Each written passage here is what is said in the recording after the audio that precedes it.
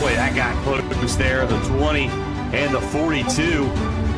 Hey, looky there. There's the 2 car back on the hot heels of Kyle Wellman. 2 wasn't happy with that move that the 42 did for him. And I imagine he's out for blood there. He stormed back in this one, and he dropped 4 or 5 positions. 2 cars right back on the heels of the 42. Drama was brewing at Michigan between the 42 and the 2. PJ Popham running his best race of the season. It was a serious shot at victory last week. The frustration exploded post-race with Kyle Wellman as he continued to struggle to find the win that he's needing with just 1 top 5 through 6 rounds of racing. Welcome to the Countdown to Green show with the Tarmac Esports Truck Series. I have alongside me today last week's winner, back-to-back Patrick Day. I've got Chris Miller, and our guest today, none other than PJ Popham in the hot seat today. Guys, how are we doing today? I'm doing good, Ryan. Doing well. Yeah, I stole one last week, so happy that happened. But took a chance, got some tires, it worked out. Yeah, I protested to Chris. Those were actually your 5th set of tires, so the win's going to be taken back. Yeah, Ryan, I'm good. Congrats, Patrick, on being the first repeat winner of the season. It took us till, I think week 7 or 8 last season. It took us till week 6 this season. Great for you in the points. I mean, you took over the championship points lead, so with 2 wins also, you get the bonus points going into the playoffs, so good for you there, and looking forward to North Wilkesboro tonight. I'm not personally looking forward to it, but it should be exciting it's a different track, so should see a lot of different guys. Yeah, so we'll talk to PJ Popham here in just a few on some details from last week's race at Michigan International Speedway. Yes, Patrick Day, he takes over the points lead with 177 and our first repeat winner. Who would have guessed it, that it would have been our own right here, Patrick Day, getting it done. Hunter Lagoon still strong there at 170. Johnny Evans, 163. Paul Fly, 159. And Timmy Lewis at 155. That is your top 5 coming out of round 6. Byron Gay still inside the top 12. Brent Butler in the 7th, 8th. Vince Isabella. Kyle Wellman there in the 9th position, and Kyle Smith in the top 10 now. Kyle Smith still looking really strong there inside the top 10. PJ Popham in the 11th position. Austin Palmer in the 12th position, but currently would not make the playoffs if it started today, as Ryan Palmer has a win, and he's outside that top 12, so it bumps him in. He would be in. Austin Palmer would be out. Man, that would be a brotherly fight inside that house, wouldn't it be? So looking on past that, Dalton Dunk, they're at 13th, 14th, Ben Wart, and 15th, Paul Negus, 16th, Nick Galusha. Shocking to still see Nick Galusha not inside that top 12. He was last year's champion, and he is sitting in the 16th position. Grant Clark in his 17th, 18th. We just talked about Ryan Palmer, 19th, Frank Klein, and 20th, Michael Timmerman. That is your top 20 in the points. So, guys, we are closing into the end of this thing, and the playoffs will be starting here momentarily, the round of 12. Is some of these guys maybe getting a little bit nervous sitting back there, like Nick Galusha, Grant Clark, Paul Negus, Ben Ward? Is these guys getting nervous, getting a little antsy to get that win out there? Well, I would be, that's for sure. But yeah, I mean, it's, they would want to be in the top 10 at least to be a little more comfortable, but, it's the points are starting to get a little more spread out. So it's really getting down to winner in for them territory. Sure. I don't think we're quite there yet. I think a couple of top 3s, top 5s might be able to get them in the top 12, but then you're relying on, okay, do we have repeat winners? Do we have different winners from here on out, and you're only taking 3 extras into the playoffs? Too many questions, right? I would want that win under my belt. Yeah. Chris? Yeah, I definitely, I think if you're Ben Wirt and Nick, you're getting nervous, but I think both of them are capable of still getting a victory here and making it interesting. You look at the top 13, and Dalton only sits 1 point back of Austin there. Then there's a 7 point gap to Ben Wirt.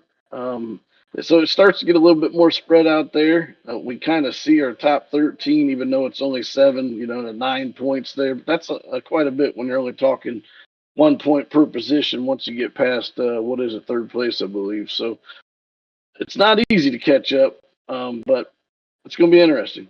Yeah, absolutely.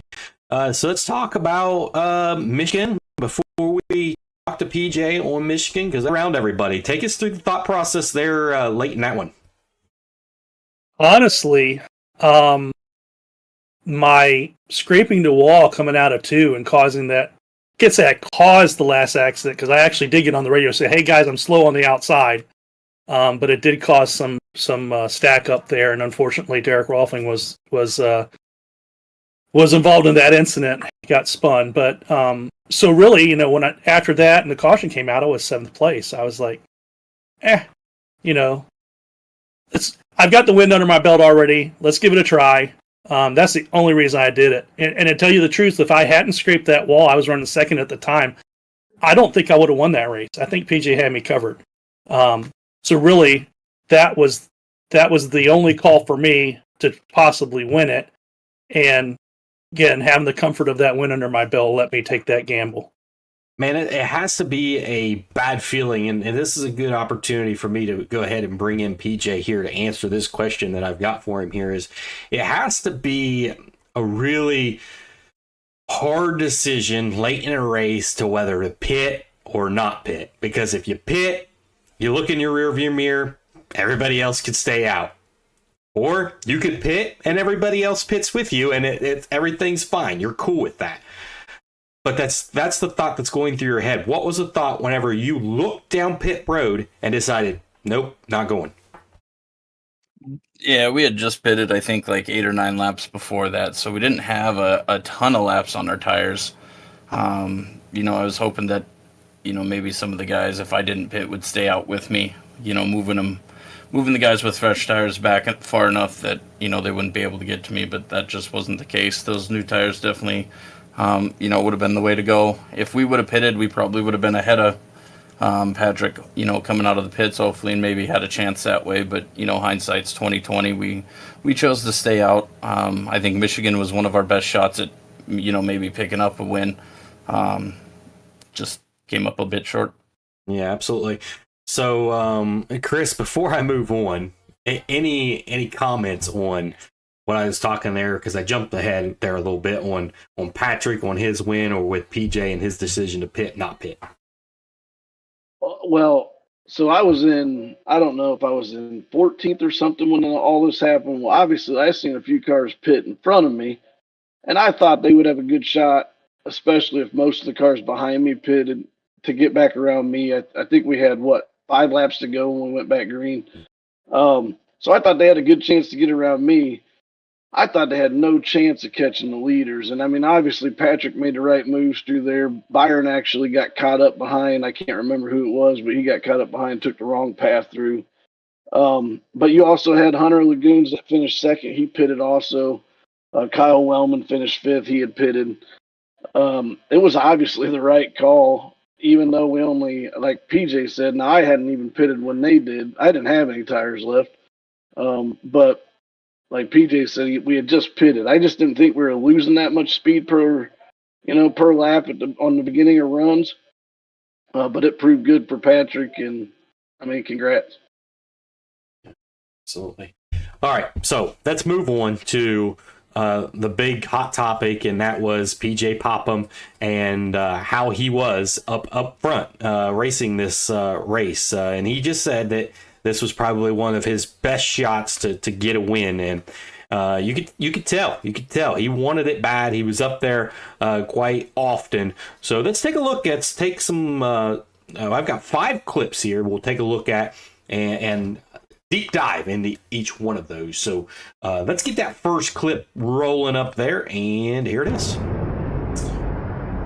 Exit 2 here. This could be where things start to unravel, but PJ gets into the back end of the 94, but why we slow it down so much there is you could see PJ Popham was there on his heels, but the truck got loose in front of him. That's Paul Fly getting loose there in front. Back end starts to kick out, and when you're close racing like that, those things are going to happen. It was a great save by Paul Fly, by the way, too, down there on the inside of the backstretch. So take us through your inboard camera there, PJ, and what was you seeing there? Yeah, so I had just gotten past Paul the previous lap, and coming out of 2 before the contact. I don't remember what, I think I got loose and I had to check up, and Paul got back underneath me going into 3, and then really drove it into 1 and slid up in front of me. And I was actually trying to drive back down the track under him, and just caught his left rear there. One of those split second things that we didn't mean to get into him, but it's what happened, and I apologize to Paul for that. I still don't think he's happy with me, but we'll race on. Okay, all right. So let's take a look at the second clip real quick. Do you have anything to add on that, Patrick? Because I know you've seen this footage quite a bit too. Yeah, pretty much what PJ said. I should have done an overview when I was looking at the replay. I saw the same thing. I saw Paul getting loose, but it could have been a netcode bump, right? That with PJ being real close to him, and maybe that started Paul getting loose. We don't exactly know from that angle, of course. But to me, it wasn't intentional. You can actually you see after the end of that clip that looked like PJ was trying to slow up and actually move more or less so he'd get off him more, right? But I think at that point, Paul was already 2 car gone. Okay, let's look at the second video footage. Paul Fly looking to the inside of the 2. They'll drive it in hard here, and they may have touched a little bit there as the 2 will try to run him down the track to prevent that slide job move that they like to call on dirt. Well, they do it the same thing here. 42 is going to give a real hard push to the 94. As the 2 will set up a little bit higher in this turn. Comes the 42. He's going to look right to the back bumper of the 94. I thought he was going to look to the inside there and try to force 3 wide, but he thought better of it this time. The funny thing about this clip here is this is the clip that I was trying to talk to you guys earlier about prior to our show. Was towards the end of this. This is the 2 different scenarios of a Kyle Wellman. Last year's Kyle Wellman on the exit there of 4 and had a run would dive to the bottom and put it 3 wide for the lead. And that was so fun, like the aggressive driving. This year, nope, I think I'll just push Paul on by PJ Popham here. Like 2 completely different scenarios. That may be why he's sitting 9th right now on the points and only has 1 top 5 through 6 races. I don't know, but it is a point that I do need to make. Looking back at the Paul Fly and the PJ Popham contact in turn 1, hey, that's racing. 1, Paul Fly, he entered a little bit high. Nothing wrong with that. It does what he needs to do. But I know exactly what PJ Popham was doing there because I would do the same thing. Because of how these runs was coming, if you allowed that bottom, they would just do that slide job move like we called it in dirt. They would do that exact same thing, then slide up. But if you have a car that will dive down with you, you can't make that happen. You try to force that car out. And that's what Paul was probably trying to do there, was force PJ out wide so that he could get that shot down on the bottom. And PJ wanted to follow him right down in there. And I don't blame him one bit there. PJ, your thoughts there? Yeah, same thing. That's the same move that that was done on that first incident. And I'm pretty new to asphalt. I've raced asphalt before, but it's been a while. So these races are almost to learn as you go. And learning from lap 9 was was keeping him down at the bottom and not letting him get that big run up in front of me. Sure. Yeah. Patrick, do you see it the same way that I'm seeing it? Because you've raced asphalt a lot longer than me. I'm a dirt guy, and those are the same type of things that you would do on dirt. If you didn't want someone sliding you, you do that exact same thing. I imagine it's the same case on asphalt. It's the exact same case. I mean, the other reason to do that is the more radius that you give that inside car, the faster he's going to be able to carry speed through that turn, right? So you want to try to pin I call it pinching him down, right? Right. Pinch him down a little bit so that he has to lift a little more and you get more momentum on the outside. It's the same thing, but also it works, like you said, in preventing that guy from getting out in front of you, really diving in there, getting out in front of you and doing that slide jump. So, yeah, that's how I see it. Just good hard racing. You know, it happens to me and Paul too. Last year, if you remember, we were banging doors as well the last couple of laps in that race. So it happened. Oh, I mean, Chris, down there, you're sitting quietly, but man, you know how to do a slide job, don't you? I mean, I'm better at it on asphalt than I am in dirt. Well, okay. And he's the one that speaks and had the dirt series for the longest time. And now here we are jumping ship. Must be jumping ship because you're better over here. But hey. No. So yeah, that clip there was our second clip. Let's move on to our third clip here. Outside, really didn't have any buddies there as the 42. Wow. Comes right up in front of the 2 car of PJ Popham, and PJ Popham puts the car into the outside wall a little bit there and loses all kinds of momentum as he'll lose a couple spots here. PJ probably not too happy about that move as it was a tight one as Wellman was able to squeeze it in there. So now Paul Fly and Kyle Wellman, last year rivalries, had some words for each other. Will they have words for each other now as you've got the Rat Bastards sandwiched right in between the 42 machine? Okay. So I feel like this may have been the moment that may have triggered PJ to have this just aggression towards the front and with Kyle Wellman. I could be wrong, but we'll find out here. But that just... And here's what kind of frustrates me about it is because we seen on that second video clip with Kyle Wellman that, you know, he was just fine. He'd tuck in behind Paul Fly, just push him. Yeah, no aggressive, not going to the bottom. This time, he is aggressive, jumps to the outside in front of PJ Popham to try to get a run on the leads. Like, okay, what kind of driver are you? You're one time and then the next. And it don't make sense when it comes. It just comes at random times for Kyle Wellman. But I just wanted to notate that out there. But PJ, take us through that move to the front of your nose. Yeah, it caught me off guard more than anything. I mean, he was obviously clear, but just barely. You know, I moved up the track because I wasn't sure if he was clear or not, and just caught the wall a little bit. I think, you know, lap 47 with the wicks getting turned up, I didn't have a huge issue with it. You know, it just kind of scared me. Okay. Patrick, what do you think? Yeah, I mean, I will have to say that, you know, once I end that race, it was a little bit later, but once I started running up towards the front and I was there racing the PJ, he did the same exact thing to me later on the race. I knew he was a little clear, so I didn't react like he did. But yeah, I mean, that can scare you when a guy's that close and he makes a move like that and you're not expecting it.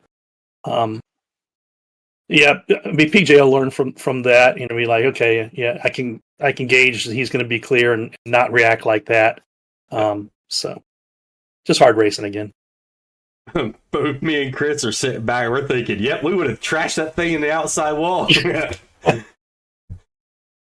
I thought I did. Yeah, it just, you know, like I wasn't expecting him to come up, I guess. I thought he was going to try to stay under Paul, so just trying to stay off of him.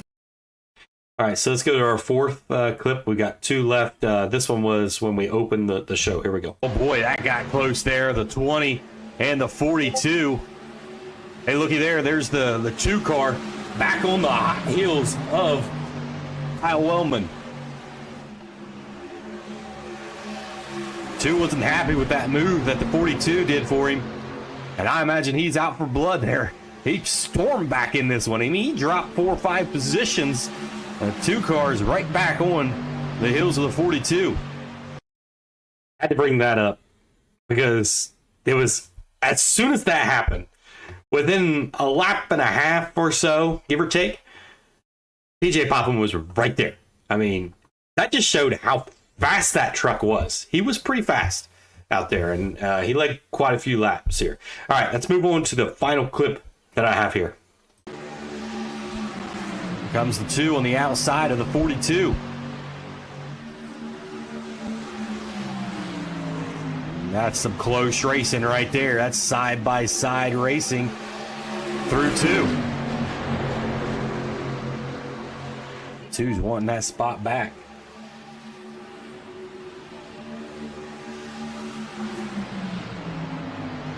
Oh, contact. Contact there. There, around goes the 42. Will he hold it? He will.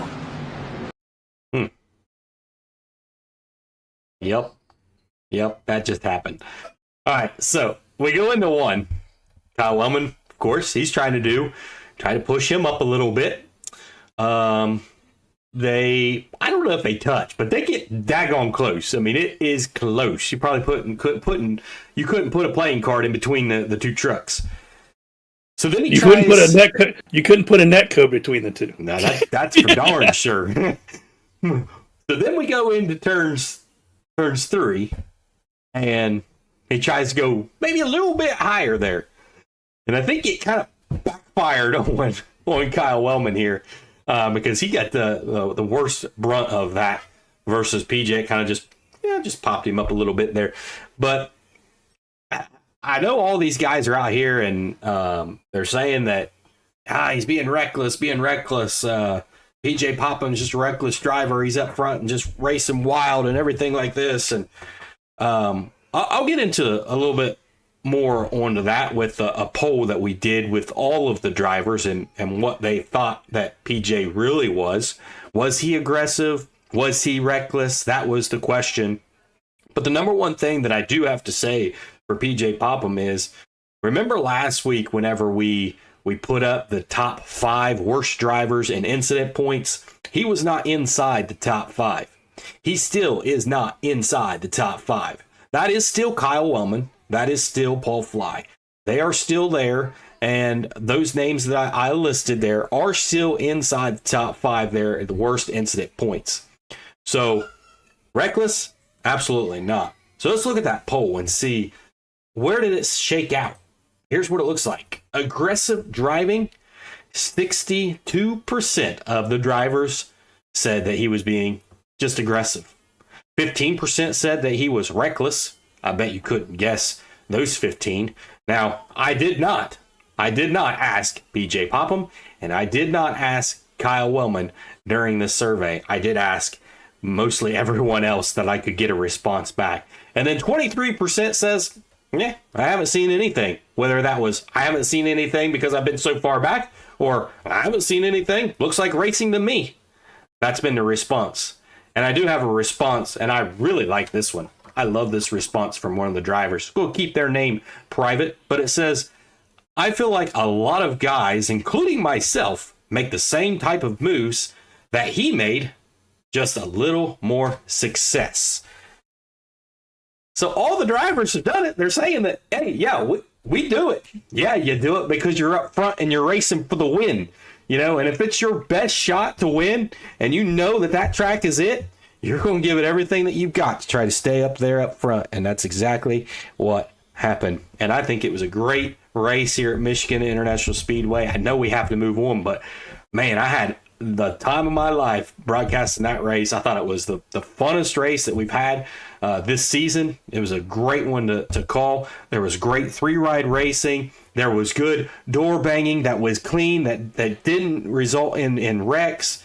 It was aggressive driving. It was fun. It was really cool to watch. I mean, there was guys up front that needed a win desperately. Unfortunately, Patrick already had a win, and he steals another win from them. Those that's trying to get him on points, they were okay with that. But guys, One last comment on Michigan before we move forward, Patrick. I'll say it's a must-go-to for Miller Time Motorsports and Tarmac Esports from here on out. It always puts on a good show. Yeah. I will say another track that does the same is Auto Club, which sadly is no longer with us in the United States, but drives very similar. A little bit flatter corners, but very similar race. But yeah, it always puts on a good show. And I enjoyed racing in it last week and last season. So I hope it keeps coming back every year after year for us. How about you, Chris? Yeah, I definitely want to back those comments up. I mean, Michigan will be on the schedule every season for sure. I mean, it brings great racing. You go back and watch that replay. I can watch it over and over. But I do want to comment on the aggressive stuff and PJ's situation real quick. Didn't comment a whole lot throughout that. I think it really comes down to, and you kind of touched on it because Kyle Wellman was there last season, but it comes down to PJ doesn't have teammates. Okay, he doesn't have people out here helping him. And when he makes an aggressive move, it's on teammates usually. Okay, but when you don't have somebody to work with, you got to find somebody to work with, and that's really all he's trying to do. But you can see Wellman never tried to work with him throughout that entire race. Tried to avoid him most of the time as far as taking a different line, getting somebody else to work with, pushing Paul Fly. He would have never pushed a rat bastard last year. No. Or he would have pushed him in the wall, if anything. Right. I think the aggressive driving is great. It creates rivalries. It creates great racing. I just hope it stays clean and we don't go back to like Las Vegas and Bristol. Yeah. I still believe it. I still believe it, and I stick to it until he proves me wrong on this. But I feel like Kyle Wellman is going to eventually become a rat bastard. I mean, he is that close with them. And that's amazing. Over 1 year. 1 year. You can stand by it. I just don't. I think he might try to become their teammates. I don't think they're going to take it. Won't let him. Get out of here. Get out of here. All right. I'm sure they're okay with it right now. They absolutely love this because, like you said, last year, they didn't get help from Wellman. Now, Wellman's helping them. Like, they just added another teammate. And that team's already stacked. Like, they should be the last person we should be helping. All right. Maybe I'll talk to Wellman over the off season and see if we can get him over into Canis racing, and I can turn him into a champion. Oh boy! I love it, guys. All right, I rest my case on Michigan. It was a lot of fun. Let's move on to North Wilkesboro, but first, let's get a quick commercial break through our sponsors. When it comes to heating and cooling, at John Betlam, we promise to take the utmost care. We'll make sure your repair is done right and any new installation is perfect. It's how we've done business since 1941. Our customers, you, are our priority. And when you need us, we're ready to help. It's our promise. So that's why there's something important that you should know. Did you know there are 2 heating and cooling companies here in Rochester that share a similar name? Betlam. And that's confusing. So make sure when you search for us online, you look for John Betlam. It's easy to confuse, so whenever you need us, be sure to search for and call John Betlam. Because it's my grandfather, John Betlam, who taught us to work hard, do a great job, and take care of all of our customers. And of course, there's only one phone number you'll ever need to remember. Call 271-8888, John Betlam Heating and Cooling. Oh yeah. Do you have that as a ringtone yet? Like a notification on your phone? No, but I sang it over the air at the race after that commercial last week. Everybody laughed. I've got it as my alarm in the morning. Oh, geez. All right. We're running out of time here. This show's just flying by. So let's get into our game. Our 10-second thoughts with Patrick Day, Chris Miller, and PJ Popham. As always, we got our light over there, and you've got 10 seconds to give us your thoughts. First question is going to go to you, Chris. And that question is, why do most drivers not like an aggressive driver? I mean, one, I feel like it's a threat to them. But I'm going to speak for myself. Usually if I got Kyle Wellman behind me, I'm thinking I need to let him around me, but then he still hits me. Just ask my brother. Okay. He's probably going to say, Steve, just get out of the way. I'm hurt. Yes. Steve, get out of the way. He is, but we're in a panic just to try to get out of his lane. We're like, every time there's a restart and he's behind us, we're going, oh my gosh, what line can I take to have him just get around me real quick? Because we just know if he's behind us for more than a lap, I'm going to get rear-ended. I love it. That is a thing. Like, there are people out there that just hate aggressive drivers, and they don't want anything to do with them. But they are a key component of this sport of racing. If you didn't have the aggressive drivers, and no offense, Patrick, I don't consider you an aggressive driver, but if we had an entire field of you, I would get a little bored. I would probably fall asleep. I'm just not gonna lie. I want to see I make some it exciting. fireworks. I make it exciting. I just make it exciting at the right time, right? You don't see me up in the front typically during the first half of the race. I'm there at the end. Sure, but the thing is, the excitement's got to get me to the end. It's like Right, yeah, I a hear boring you. movie that I fall asleep to. Yeah, I hear you. All right, Patrick, this is your question. Who is the most aggressive driver to date, all time, in NASCAR? In NASCAR, has to be an intimidator, Dale Earnhardt, right? You know, he's the one that put the trademark on aggressive driving. So yeah, definitely. Yeah, it's like, you've got Dale Earnhardt Sr., you got Tony Stewart back in the day, he was one. Kyle Busch, aka Kyle Wellman. Now I guess we've got PJ Popham that's in that list, which I don't fully see that yet. Was he aggressive at Michigan? Absolutely. He was going for a win, but for the entire season, not yet. I can't put that stamp on him yet. All right, PJ, this next question is for you. Do dirt drivers have a more aggressive attitude in racing? Ooh, that's a tough one. I would say yes, just because I'm a dirt driver. You know, you get a 30 lap, 40 lap, 50 lap main, and it's your foot to the floor for 30, 40, 50 laps. You know, as opposed to this where you're learning to lap 17. I can let this guy go, and we'll get him back later. So I would say yes. I agree with you. I agree with you 100%. Like, these drivers have to get their aggressive nature somewhere, and I think that dirt is where they get it at, and I think that only propels them into NASCAR. You look at Kyle Wellman, or I mean, not Kyle Wellman, sorry. I about quoted Kyle Wellman with Kyle Larson. Those names are not the same. Let's get those straight. Kyle Larson with dirt racing. He is so aggressive. He is just good. Super good. And then just dominant over in the NASCAR series. Just, what was it, a year ago or 2 years ago? He was just so dominant, winning absolutely everything. I made a note. If I can find that note here real quick. I got thousands of notes here around me. But I'm an aggressive driver when it comes to dirt. That's the way I've been. You have to be in dirt. You got 30 laps. You got to get it done. And a lot of times in your heat races, you have to be aggressive to get that heat race win. You might be starting fourth and you come out of that first turn and you've got the lead. That's being aggressive, but knowing how to do it. And I said aggressiveness equals I was confident and comfortable with the car, and that's what made me want to be aggressive, because I knew what I could do with that car so that I could be aggressive. And PJ is still probably learning a little bit of that, being new to asphalt, really running in this Tarmac Esports Truck Series.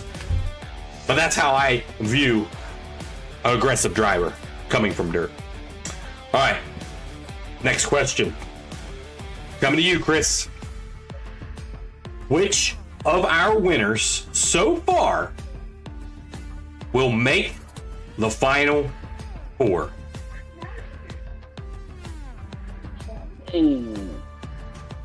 Brand points there for you. There, sir.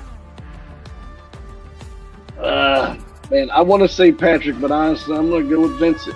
Vincent Isabella. And I'm going to tell you why, real quick. Okay. He's got 2 zeros there, and he's still 8th in the points. So one of his weeks that counted was a 0. Sits 8th in the points, so that's pretty good. That's crazy. It's crazy to think about that he's sitting right there and has 2 zeros. Wow. All right, Patrick. Last question is for you. It's not a crazy one today. Okay, good. I know. You're probably nervous, like, oh, God. Yeah. What's the picture going to be? It's not today. Pick one driver in the top 5. You get the top 5 there. Pick one driver in the top 5 that doesn't make the final round.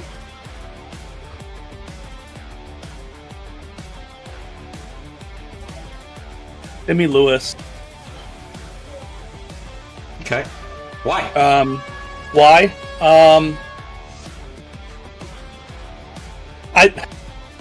It's hard to say, but you know, just from the driving I've seen from him, he looks like he's gone a little bit away from what Timmy Lewis was last season, and is a little bit too conservative so far. I mean, he's doing well in points, right? So I see him being there, but I think you're going to have to win. Training Kyle Wellman. Maybe. I mean, I feel like you're talking about yourself. No, but I think you're going to have to win to make it in the top 4, right? I mean, you are taking one guy on points, but you know, I'm not going to feel comfortable if I happen to be there. I'm not going to feel comfortable without winning, going into the top 4 race. So, Timmy, if he can straighten it up, you know, bring a little bit of his anger streak back, you know, with him here last part of this last 4 races, and get in the playoffs, and I might change my mind. But as I see it right now, I don't see him getting there. Yeah, so you got Kentucky and Nashville. You'd have to get out of those 2 to make it into Phoenix. Rough. Wow. Yeah. Wow. Yeah, and he had a rough Nashville last year, and he didn't do too awfully well at Kentucky either, if I remember right. So, All right. Different season though. You know, anything could happen. Really, you know, this is just all conjecture by me, but just kind of what I'm seeing so far. So. All right, it's time to move on to our picks. We're a little behind here, but let's get over to our picks. So let's go ahead and get that started, all right? We've got our top 3 here on the boards. We're going to flip those over here at Wilkesville. Wilkesboro. Wilkesville? Wilkesville. That's actually a town really close to me. Oh, wow, that's funny. So, Wilkesboro. Scores. Oh, you want to know? I want to know how bad I'm losing. Man, I can't believe you want to see the pick points. Curious. There it is. Wow. Okay. Yeah. Patrick's beating us all.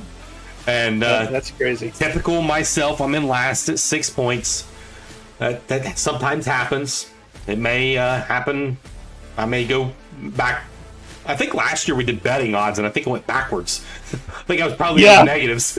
That's because you kept going. I'm going to go pick opposite of what the guys do, right? It backfired on me. Yeah. Right. So picks. We're going to start with. We're going to start with you, PJ. Who do you think you've got here in the number 3 spot?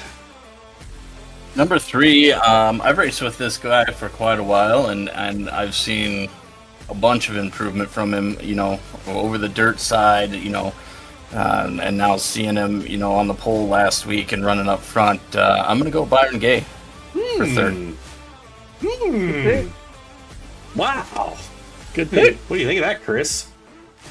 I really don't know how he is at North Wilkesboro, but Byron has been. What is he, 6th in the points, something like that? I mean, he's been up there. 7th, yeah. I mean, I think I threw him out of the top 10 when we asked it a couple of weeks ago, but here he is looking pretty good. Patrick, I'm going to say He kind of scared me there for a second. I mean, he is absolutely froze, but then started talking. Yeah, yeah. So his image is frozen, but we're getting his voice, so that's good. All right. All right, so let's get our big picks up there. Chris, you got us ready. Patrick, what's he thinking? I don't know what route he's going to go here, but you know what? I'm going to say that he's going to probably favor the Rat Bastards. So I'm going to say he's going to have Timmy Lewis. A pretty good pick, and I don't know what route I'm going neither, but I do have Timmy Lewis here. And to be honest, yeah, you'll probably get him all right, but no, I do have Timmy Lewis here, and I mainly put him. We don't have a whole lot to go off of as far as past results. Yeah. But he's been really consistent, and I know you just mentioned maybe he's been too conservative, but it's working out for him. I think he comes on third. It's a good pick. All right, Chris, what do you think Patrick is thinking here in the number 3 spot? He's the one that's been on fire right now with 9 points. He's been getting things right. Does he have it right this time? I think it's possible he's going with some Rat Bastards too, but which ones did he pick? Who knows? Kyle Wellman. Oh, wait. Wrong team. Yeah, very possible. No, I think he's got Paul Fly here. That's a good pick. No, didn't go Paul Fly here. Close your ears if you don't want to hear this, but oh boy, I kind of see North Wilkesboro here being like a Bristol race. Oh boy. So I looked at the Bristol race and kind of did my picks off of that. So I think Isabella is going to finish third here. Oh man, I can't believe you went back and looked at the Bristol race. Good grief. Isabella, yes, he is, man, he's been running good. And there he is. First time I've had him on the board with a face that matches his name and number. I like it. So there he is. Vincent Isabella. All right, guys, who do I have here in the number 3 spot?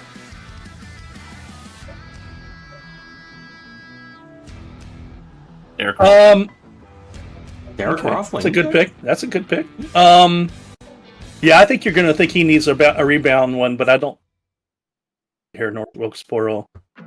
I'm thinking. I got 2 possibles here, but I'm going to go with Brent Butler. That was the first thing that hit my mind. Okay. Johnny Evans. Okay. Johnny Evans. Okay. Well, I'm going with a guy that has been doing well as of recently. That's why I chose this in my 3rd spot. So he ran well at Watkins Glen. He ran well last week at Michigan. So that's where I'm gearing this number 3 pick. And probably a controversial pick and one that people won't like. And that is, well, our buddy that's sitting here with us, PJ Popham. Let's go. Let's go. Let's pick him here. Yeah, PJ. very, very possible. All right. Yep. He's been fast. Yeah, and he was surprised me at Watkins Glen. Now, I gave him a shout out at our Countdown to Green last week for doing so well at Watkins Glen. Had he not had a couple of incidents there to put him back, he'd have been a top 5 car, I believe. Yeah, absolutely. Those cones coming on the pit road at Watkins Glen come sooner than you expect. Yeah. All right, guys, number 2 spot here. Starting with you, PJ. Who do you have here in the number 2 spot? I'm going to go with Paul Fly here. I feel like after last week, I talked to him after the race, and I think he'll do well here. I think he'll be motivated, so I'm going to go Paul Fly. Okay, good pick. Yeah, it's a good pick. All right, Chris has got us ready. Patrick, can you get it right again? We'll see. I think he's going to pick the same as what PJ picked. I think he's going to say Paul Fly here. Good pick. Matter of fact, I think you're going to come up with. That's right. You're going to come up just short of your 3rd pick, Patrick. I'm taking you here 2nd. I know you can race this track. I unfortunately can't, but you'll be here in 2nd. I appreciate that, Chris. Chris. Unfortunately, I can't. I feel like we've heard that saying every race except for Daytona and Talladega. That's very true, and that's just luck. So, yeah. All right. But he says he's better than dirt. I mean, you're not supposed to do slide jobs on asphalt. No. You know, so. All right, Chris, what does Patrick have here in the number 2 spot? Oh, I don't know. I gave him a hint last pick. Whoa. You did? Yeah. I must have missed it. Nick Galusha. No, not Nick Galusha here. That's a good pick, though. I think he has a good chance of finishing well here. Like I said, Bristol, baby. Hunter Lagoons brings him second place here. There he is. Hunter Lagoons has a face on the board, guys. Dude, is anybody else shocked by that? Because he looks like a baby. He does. He does. Right. Does look really young. Dude, he probably don't even have his driver's license.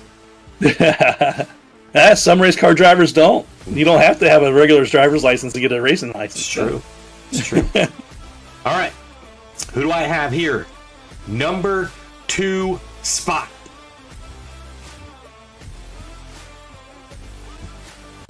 We're going by past finishes here. I think you might say Hunter Lagoons as well here because he finished well last race and the race before. And I'm just really guessing at this point, but let's go Wellman. Let's see how much you think he's going to survive this track. Kyle Wellman. I gotta see more aggressive driving from him. I want to see those 3 wides. I want to see him up with a bumper of people. I want to see the Wellman of last year because the Wellman of this year is boring. Number 2 spot. Vince Isabella. Gotta go with him. Got a great name. You've said it before, Patrick. I like the name. Yeah. I do, and I like him in that number 2 spot today. All right. This is the most important one because if we get a new winner, once again, that person is locked in to the round of 12. PJ, who do you think it is here? I'm going to go with a guy that's been pretty consistent all year. He hasn't won yet, but he's been consistent. He's been up front, and usually when you do that, wins start coming, and then they start coming in bunches. I think he gets his first one. I'm going to take Hunter Lagoons. Yeah, good pick. Good call out on him too with his consistency up front because that is very, very true. He has been very consistent up front, and it's just a matter of time that win comes. And that kind of reminds you of somebody last season, guys. Nick Galusha last year just hung around front all season long, and then later on in the season, late, he gets himself a win. Like it. All right.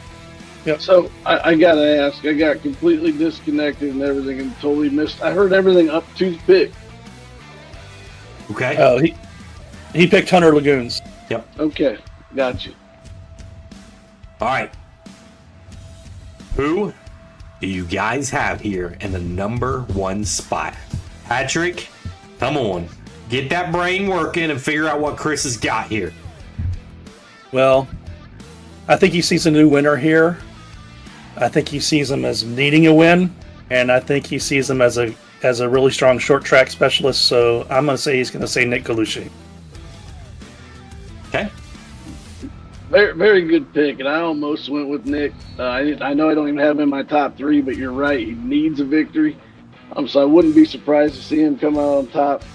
I'm thinking like PJ. I think Hunter's been really consistent. He probably hasn't pushed the issue too much. He's been trying to keep drivers happy, I think, and he's done that. But I think he's one of the higher I-rating guys in the league we have, too. I think you're right up there, Patrick. You're probably the top, or maybe he's right there. Vincent's right up there, too. So I think Hunter's going to come out with a victory here. Good pick. Good pick. Hunter Lagoons. He hits the board twice, as does Vincent Isabella. Patrick, you're next. Chris, what's he got? He's went, I didn't think you'd pick them guys. I really thought you'd go Rat Bastards here too, but I think you're going to change that maybe here. Let's go. Yeah, I think you got evens here. Yep, he looked at Bristol. I got Johnny Evans here, first place. Yeah. Strong short track driver. Knows how to take care of his stuff. Knows how to hang on to a lead. It's going to be hard to pass here when the tires get worn. I think he's got a good shot. And, and if he's up there at the front, we have, hopefully not, but caution after caution, it's hard. Okay. All right. I think I got it. I've got it right. What do I got, guys?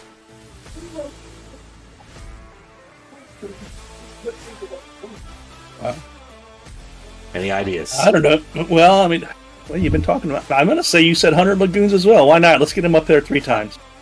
I really think so too. I really do.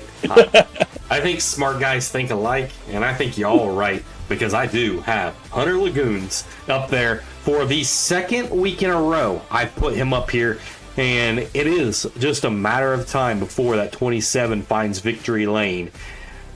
Maybe it's this weekend. He locks himself in, as he's already doing good enough, but he locks himself in to the round of 12 after this weekend. Man, I hope you were wrong, Patrick, about Bristol, and I hope we don't see that. I hope we have better drivers out there than what Bristol was, because that wasn't racing. I don't know what that was, and I don't want to ever have to go back into that dark place. It was scary. Let's not do it. All right, boys. It's race time here at North Wilkesboro. It's time to go green flag racing. See you guys over on the track. See you on the track, guys. Have a good night.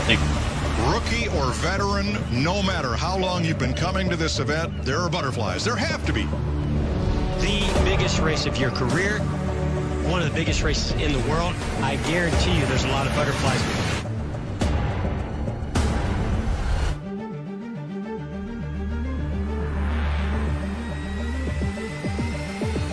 The white flag in the Daytona 500. It's time to get busy. Horrific crash on the final lap of the Daytona 500.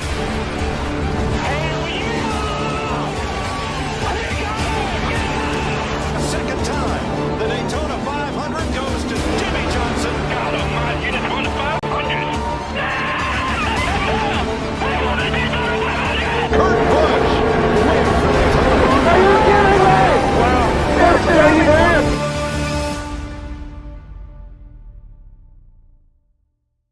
Denny Hamlin wins his second Daytona 500 and wins the coach gives.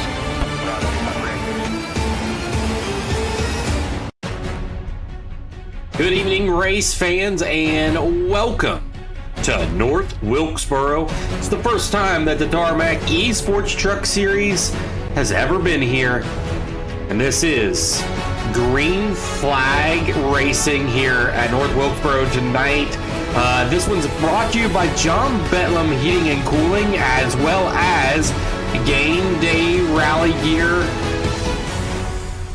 Who will get the victory tonight and maybe seal themselves in to the round of 12 championship?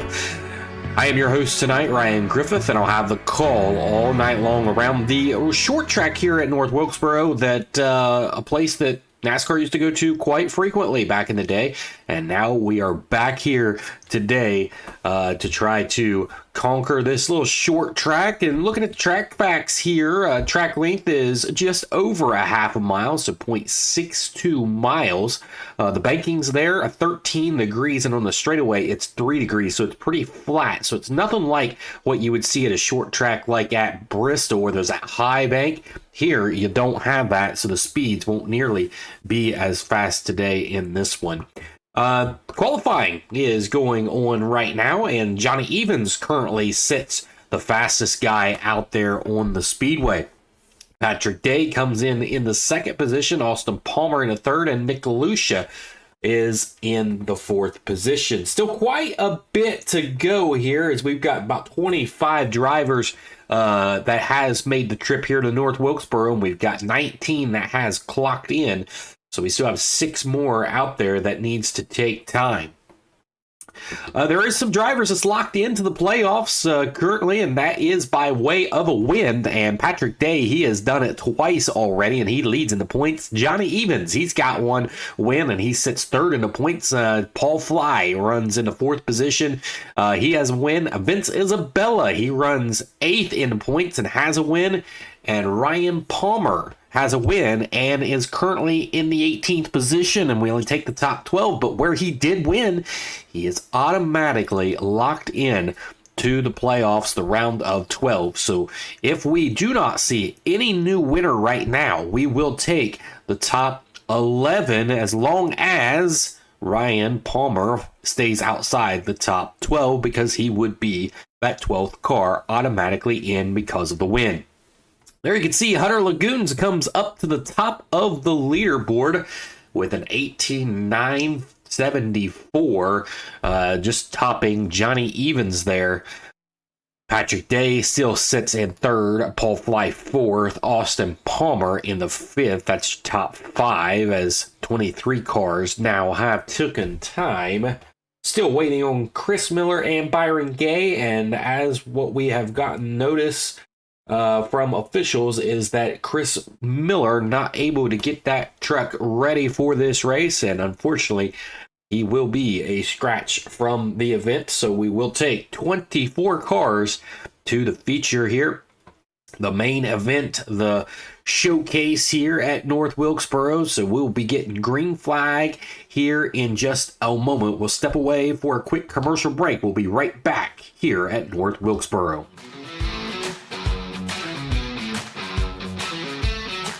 When it comes to heating and cooling, at John Betlam, we promise to take the utmost care.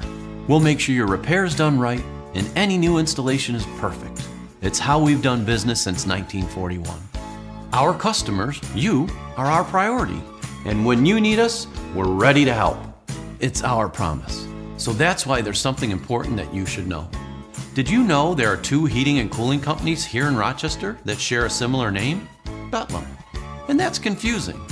So make sure when you search for us online, you look for John Betlam.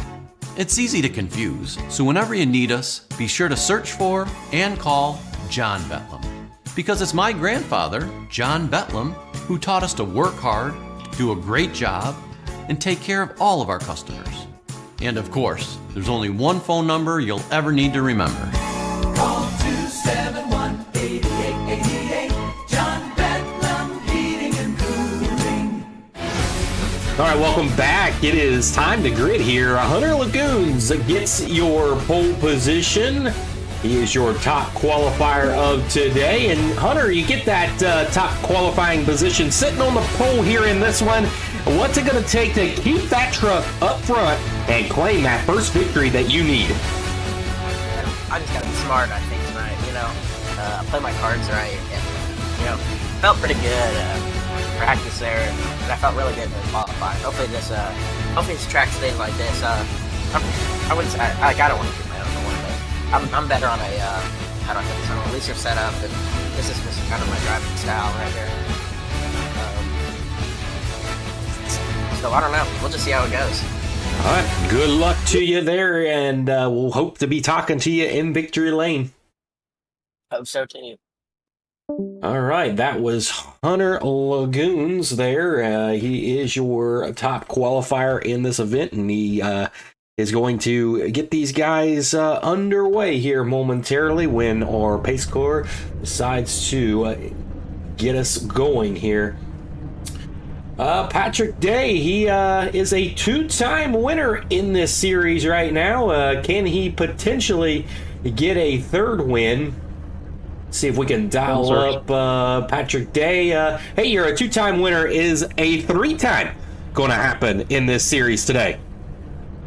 We'll see. I've got a lot of practice, this week on this track. I feel pretty good, but there's some fast guys here. We'll see how everybody does with their right foot coming out of the turns and hopefully we won't make this another Bristol. We'll have a good race. We'll go long greens and have some green flag pit stops, and we'll see what happens. I feel fairly confident. If I can stay out of the messes, I think I got a decent chance. All right, good luck to you. Hopefully we'll be talking to you in Victory Lane. Appreciate it. All right, we're going to dial in on PJ Popham here. PJ, thank you for tuning in with us on the Countdown to Green show today. Sitting on the 9th position here, rolling out. What's it going to take for you to get up front and be aggressive like you were last week? Well, you just, get the tires warmed up, get the car underneath of us. I would assume there's probably going to be a couple of cautions to start, so probably just be a little conservative at the beginning of this race, save the truck, and then, go from there. All right, good luck to you. Thanks. Another driver that has not had the best of luck this season yet. That's Nick Galusha in the 20 machine. He was your champion last season. He has not found Victory Lane yet. Nick, what is it going to take to get that truck in Victory Lane today? You're rolling off here in the 7th position. Yeah, it's gonna be tough here. I feel like there's gonna be a lot of cautions and it's really loose. So I don't know. We'll see. I usually like this track, so we'll see what happens tonight. All right, we'll keep an eye on that 20 machine. All right.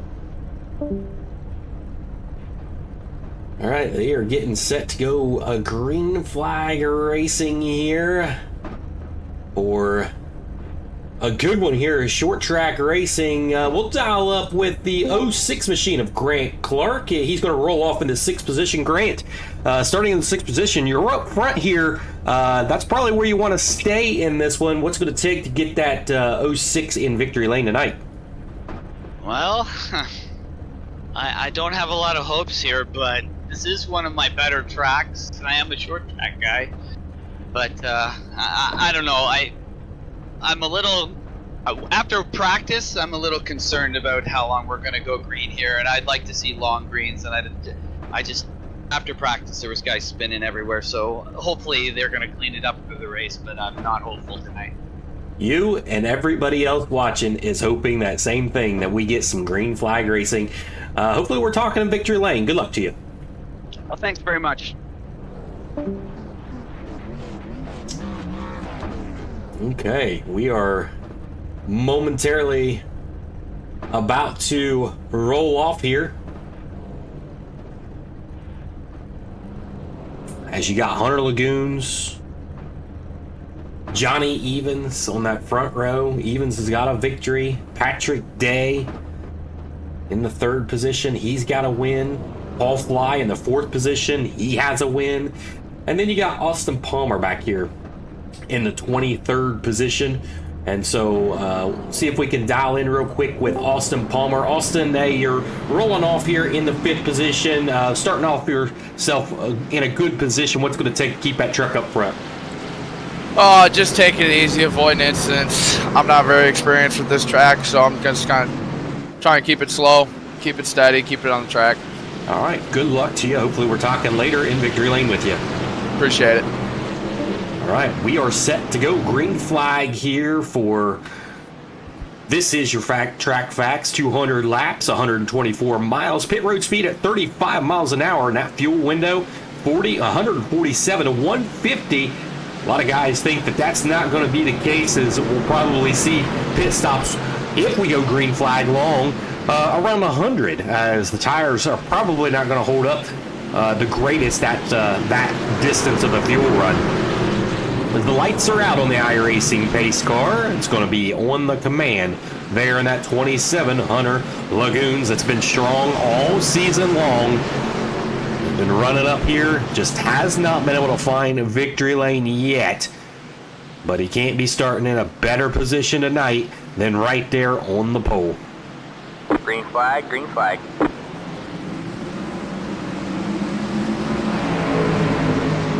You see that truck, the 27, wanted to kick out there when he got on the throttle.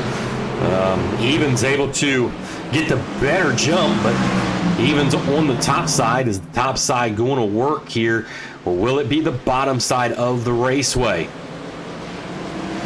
Johnny Evans gets the pass on the top side and will lead that first lap.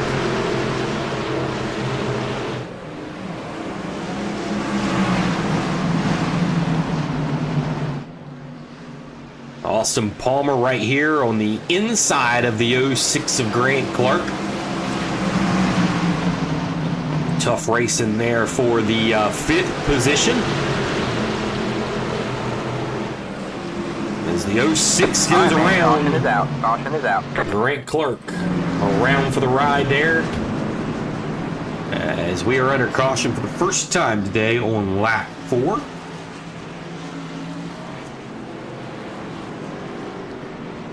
Let's go back and take a look at Grant Clark here. And we'll see what happened.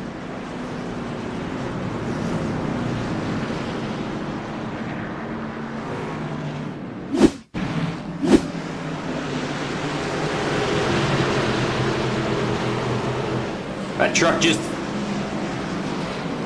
kicked out from him.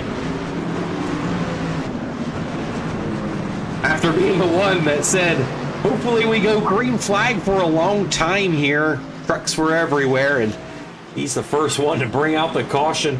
A lot of guys are saying that it's the broadcast curse. As you get called into the booth and we dial you up in that radio inside that truck, and something about that causes some bad luck in these drivers. As Grant Clark was starting good in this one, but now he finds himself towards the back early in on this one. 200 laps we've got in this one. And our first caution flag of the day comes on lap 4.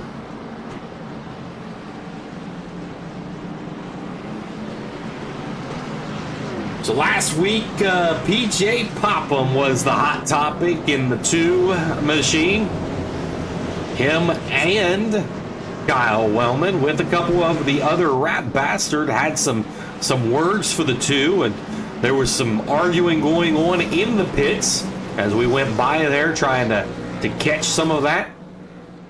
And a lot of guys just didn't like how PJ was just being as aggressive as he was up front. He doesn't normally run a whole lot up front, but at Michigan, he had a fast truck and was running up there with them, and he ran hard with them. Door side by side, door banging in areas, and the guys would give it back, and it was all clean. A lot of fun to watch. As we talk about Kyle Wellman, he sits 2 cars between him and PJ Popham, so we'll keep an eye on that and see what happens here between the 42 and the 2 machine. Some big movers in this race so far, just off of 4 laps. Byron Gay up 6 spots in this race. He is in the 14th position right now. As we have the lights out on the iRacing pace car, Johnny Evans will get us back underway.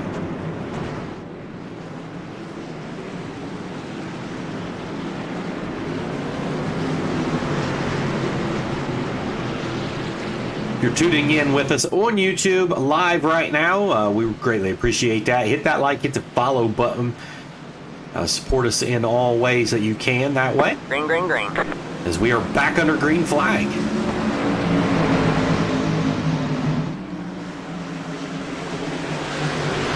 out, Nick Galucci going to try to go to the outside. No, he's not. I thought he was there. I thought we was going to see a 3 wide there, but that's not the case. Hunter Lagoon going to battle to the outside of Johnny Evans. Johnny Evans was able to make that work, but currently right now, Evans able to hold down that bottom. Caution flag waves out on the speedway once again. And we got a whole mess to sort out here as iRacing's giving us all kinds of issues out on the track. And it looks like it's going to start with Ben Wart here on lap 10.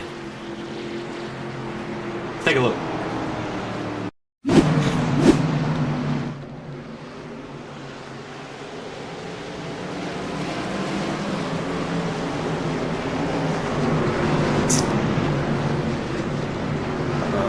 Looks like it was further up than that. Okay, so that was Ben Wart Got a big hit right there.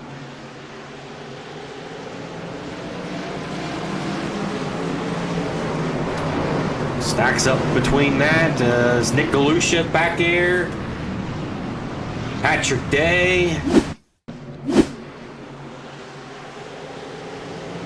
Right there, Austin Palmer gets wide. Whoa, and I tell you, you talk about getting her locked down. That track gets blocked in a hurry on that one. We're going to try to get you an onboard camera here of Byron Gay here. Watch this.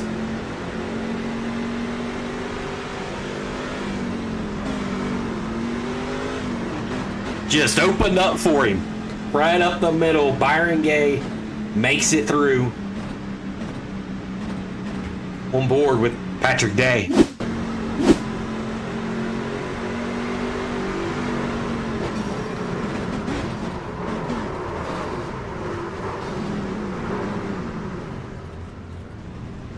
And this is on board with Daniel Quigley.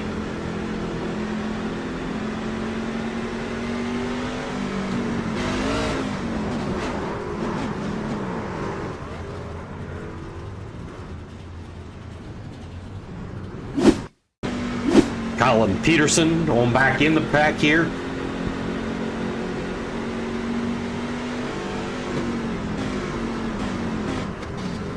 It's a little contact there.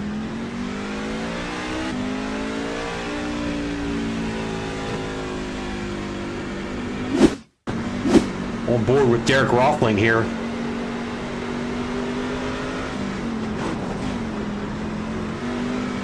Little front end damage there.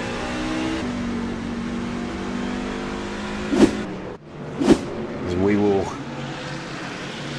Several cars involved in that one's going to have to make some pit stops and repair those trucks.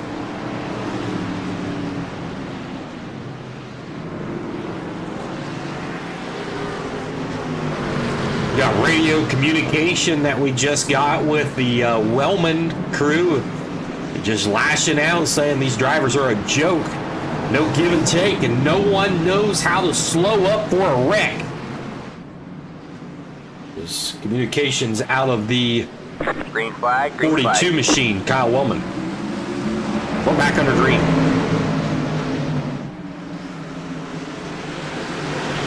Hunter Lagoon's trying to get that lead back after starting on pole. The 14 of Evans was able to grab it away from him.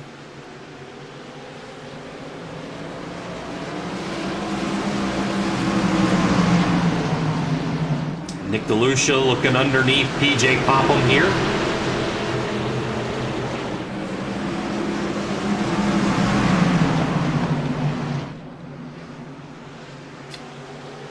He will clear.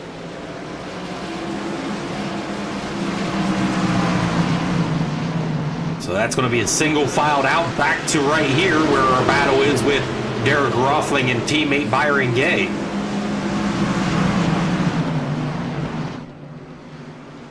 He tries to dive it in there hard on his teammate to get underneath him, not able to do so. Byron Gay's up 11 spots from the drop of the green flag, so he's having a good day. Up here, Frank Klein running inside the top 5 right now in the 33 machine, having a good start to his day.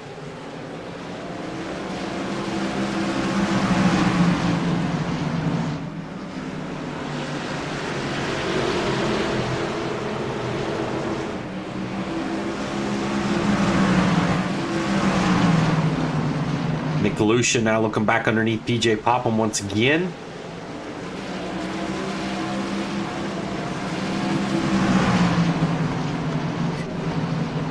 Going back in here, Kyle Smith runs inside the top 10 in points.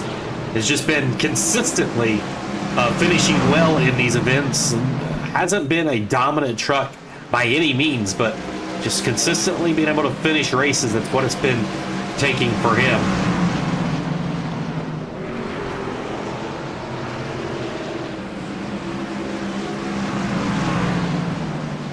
Johnny Evans still leading this race out front of Hunter Lagoons right now.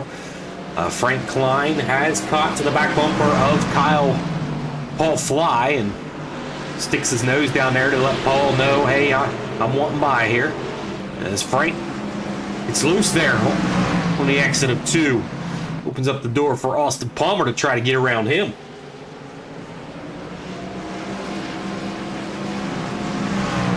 Daniel Quigley in on the pits. He was involved in last wreck accident, and Austin Palmer about loses that truck. He gathers it back up without hitting anything. Good save there by Austin Palmer. Hunter Lagoons is back to the back bumper, the 14 of Johnny Evans. And he is looking for the race lead for the first time after starting on pole. Did not lead that first lap, so Johnny Evans has led every bit of this race, and Johnny Evans gets loose on the exit of there of 2. That opens up the door for the 27 of Hunter Lagoons. And Hunter going to get by and maybe lead this lap, and he will not. Johnny Evans will get that lap. There you go. These trucks are sliding on the exit of 4. Good battle there for your race lead with Johnny Evans and Hunter Lagoons. The trucks are wanting to step out, but these guys are doing a great job at holding on to the trucks. All right, man. Caution And is out. caution flag waves out in the speedway, and caution's going to come flying out on the speedway for Derek Roffling involved in an incident here on lap 26.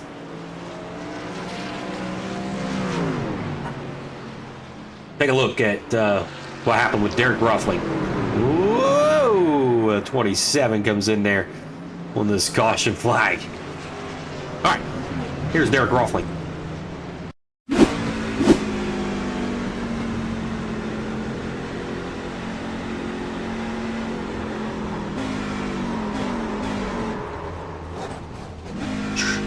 Truck just steps out on him, and he don't hit the wall hard. Here it is, further back view.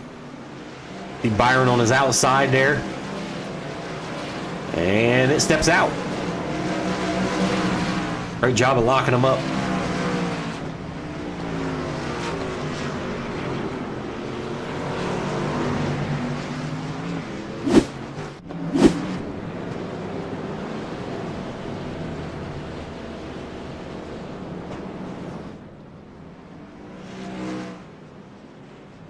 So Derek Roffling involved in that one. Truck starting to step out on some of these guys.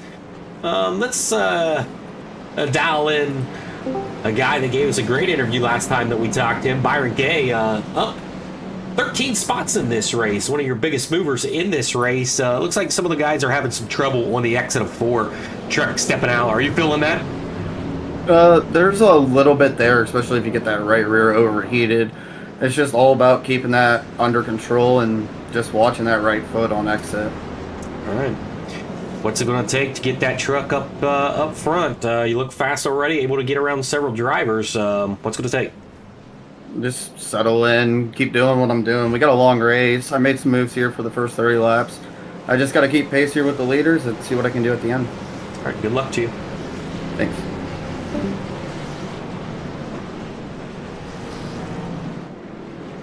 That was Byron Gay there. Making some moves. He is your biggest mover, 13 spots. Your next biggest mover is Brent Butler back here in 9th, and Paul Negus. So they have both went up 10 and 11 positions. And those are the only drivers that has hit the double digits in moves.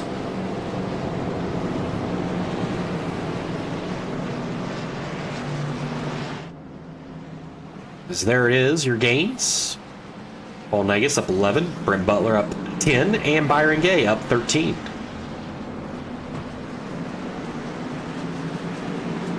Patrick Day, of course, involved in an accident early in on this event. Austin Palmer coming up into him. And so he sits back here in 21st.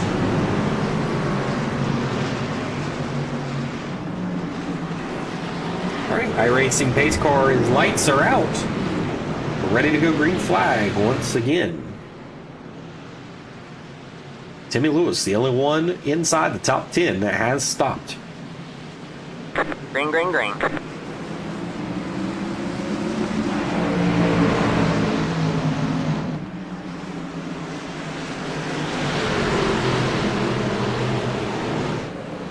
Paul Fly underneath Hunter Lagoons here. Paul Fly going to try to take away the second position. These trucks are starting to get a little loose on the exit, as we talked about with Byron. These guys are going to single out. And then your next big battle is, I say that, Hunter Lagoons tries to get back underneath the 14. Not able to do it. As there is the race for the 5th position. That is PJ Popham and Austin Palmer.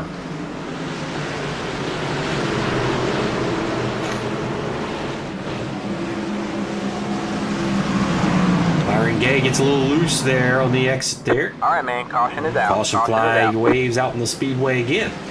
This one on lap 35. Derek Rothling, Colin Peterson, Kyle Smith, Bobby Smith, and Paul Negus all involved in the last accident. We'll take a look at what happened.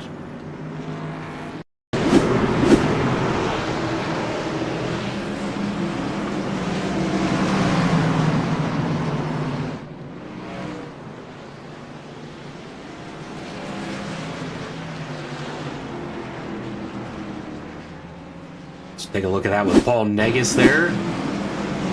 Colin Peterson right there. Oh man, just into the back bumper just a little bit by Paul Negus.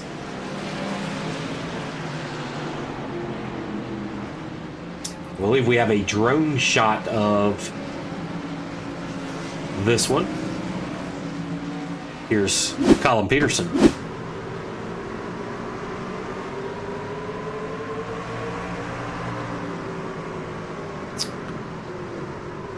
Yep, 52 just gets into the back of the 13 and everything stacks up from there.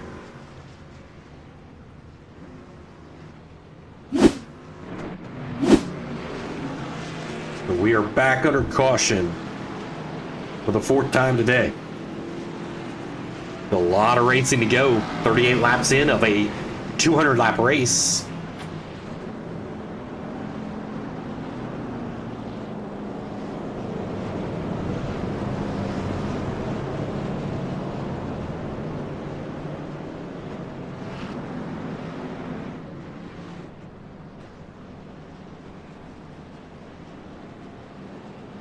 Another big mover in this race, the 02 of Steve Miller. He's up 12 spots since the green flag. Just keeping the truck clean right now.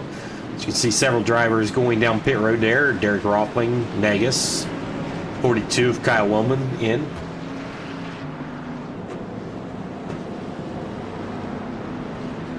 See, Wellman's in for repairs and must have sustained quite a bit of damage there. Is 22 laps down for Kyle Wellman.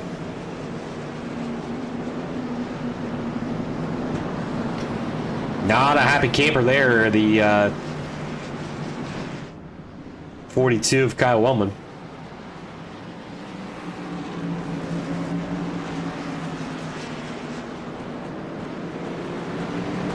Sean Smith in a 77 machine. He's up 11 spots in this race. He's doing well as he's just keeping the truck clean.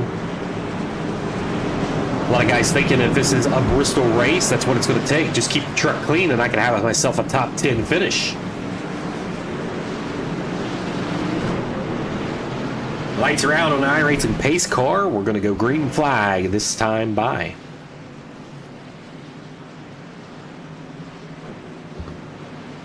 Green, green, green.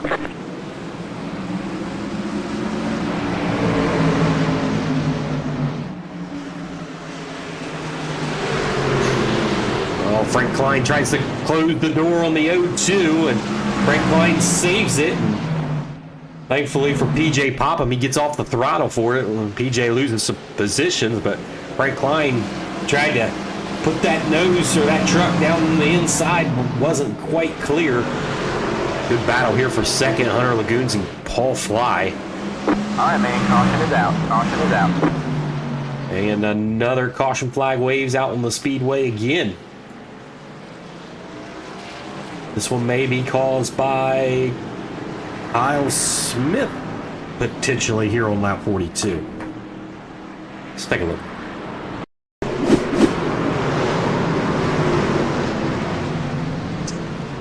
around he goes. Truck gets loose. So the biggest thing for these guys that's getting loose like this, they're just overdriving the truck. They need to let that truck come to them. As we are now under our 5th caution flag of the day on lap 42. It's a great time to step away for a quick commercial break. We will be right back. Racing isn't easy, but experiencing it is. iRacing puts you in the driver's seat with the industry's leading sim racing game. Drive on laser scan replicas of the greatest racing circuits from around the world. Go head to head against other drivers chosen by skill-based matchmaking to ensure competitive racing at every level. Compete across all your favorite series. In officially licensed cars, engineered to deliver the most accurate driving experience possible.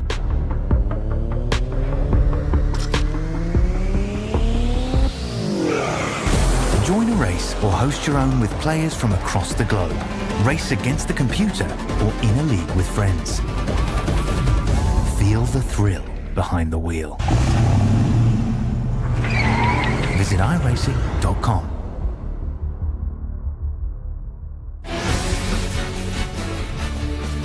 Welcome back to North Wilkesboro for the Tarmac Esports Truck Series. We're under caution for the 5th time today. Looking to get a long green flag run here. Yet to do it. Our longest green flag run came between lap 10 and lap 26 of 16 laps, and it started to get really good up front with Hunter Lagoons and Johnny Evans. As Evans has led every bit of this race so far. He started on the outside row on that front row, as Hunter Lagoons actually was your pole setter, but did not have a great start there at the beginning of the race, and the 14 was able to pass him on the outside and has not looked back since then. A little hard for the 27 to get that pass on the outside.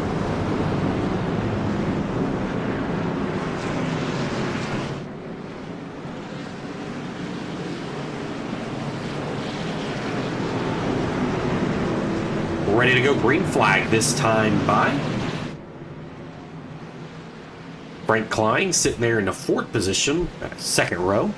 Timmy Lewis coming into the picture there in that 3rd row. Green flag, green flag. And Tanner Moore back there in the 8th position.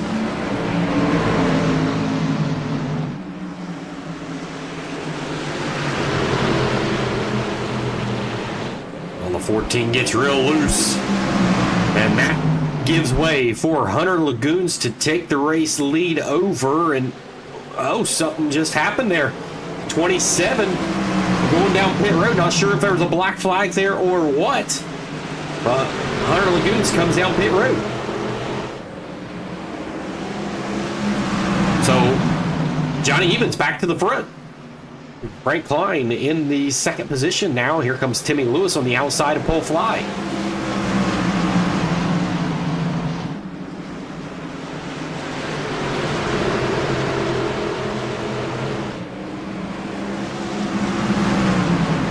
Timmy Lewis will get by his teammate Paul Fly there for that 3rd position.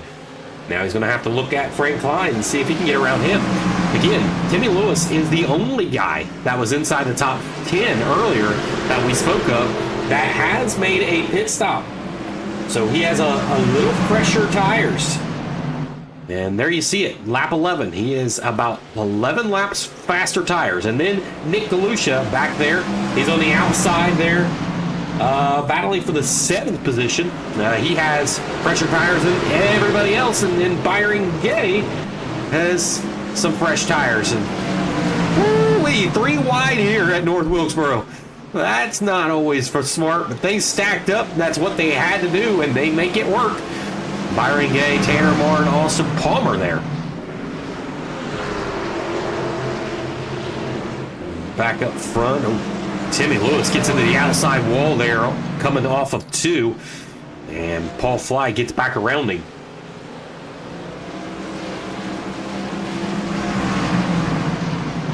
starting to get a good run here, a green flag run, as Frank Klein gets to the back bumper of the 14 machine. We have not seen a new leader yet. Hunter Lagoons had the race lead momentarily and then had to make a pit stop. Black flag.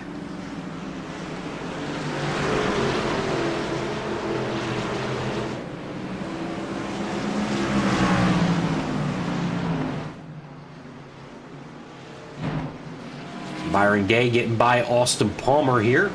He'll move up into the 7th position.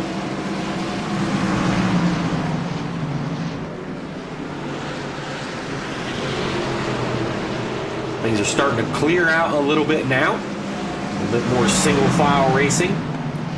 Guys are starting to get their trucks underneath them. Here comes Byron to try to take another position away from PJ Popham. And it looks like he will complete that pass down here in turn 1.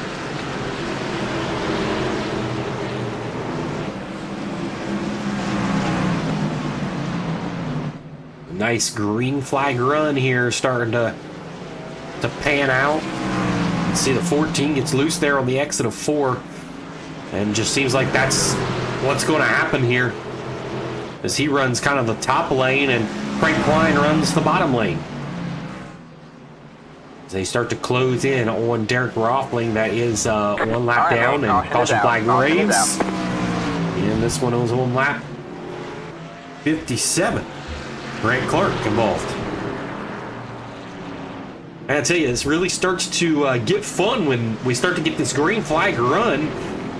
It's just unfortunate we can't keep that green flag run, because I think things would really get interesting under a green flag condition for several laps. Take a look at the last wreck. As just before, it looks like Paul Fly is going to come down pit road, and everybody else behind that is going to come down. Johnny Evans is going to stay out. We'll take a look at what happened with Grant Clark here as soon as pit stops is over. PJ Popham, Paul Fly, Tanner Marr, Hunter Lagoons in, Kyle Smith, Sean Smith. So a group here of about 7 cars are in pit lane. All right, let's take a look at what caused the caution.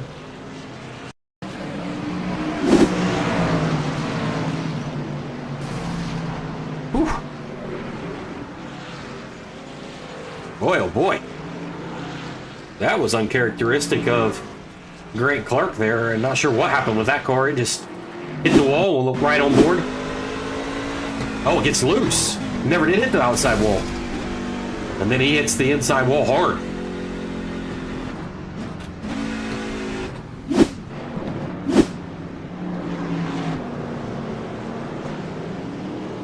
We're under caution for the 7th time today. Sorry, the 6th time today. And we are 61 laps down of a 200 lap race.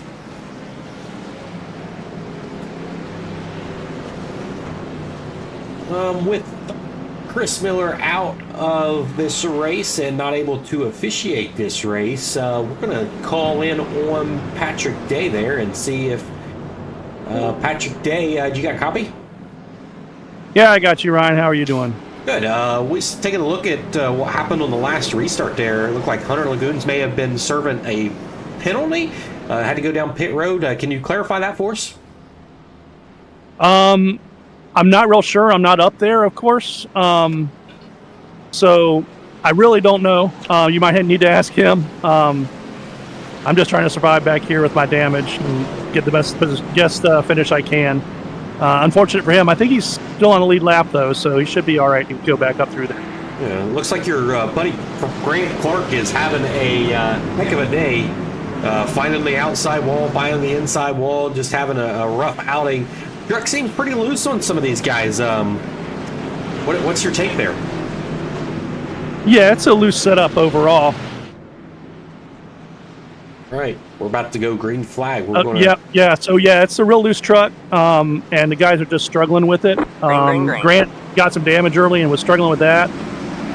My truck is barely drivable. It's really, really loose when I get in the middle of the turn. So I'm just trying to survive out here and hope that some of the guys just, exit the race. So, All right, good luck to you.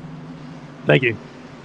Hey, you seen there on that restart, Timmy Lewis did not get going there on the start, and it gets trickled back there on that restart.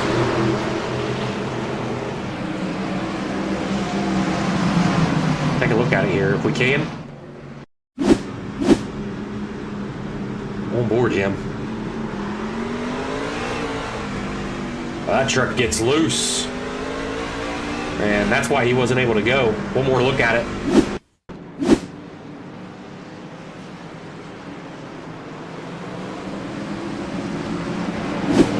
Just takes off on him. So he's going to have to battle himself back up inside the top 10. As Frank Klein still holding him to second here. Johnny Evans runs in the race lead and has not surrendered that lead yet in this race. So looking at pit stops last time that drivers pitted, there it is. Paul Fly is currently one that has fresher tires, and there goes Nick DeLucia. Nick DeLucia's down on the inside. I don't think caution's going to come out. Somehow, caution flag did not come out for Nick DeLucia there. Take a look at it.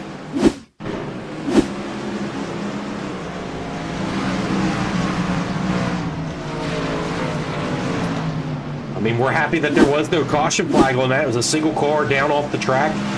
Officials decided not to throw it, and I like the call there.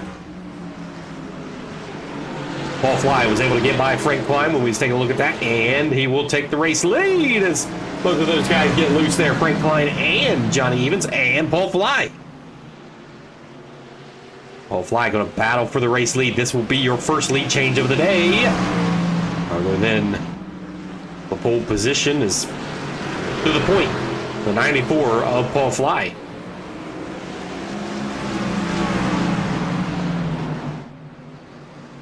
There's Hunter Lagoons back in this one. They're going down the pit road. We'll have to find out from him what happened there on that one restart where he did have to go down.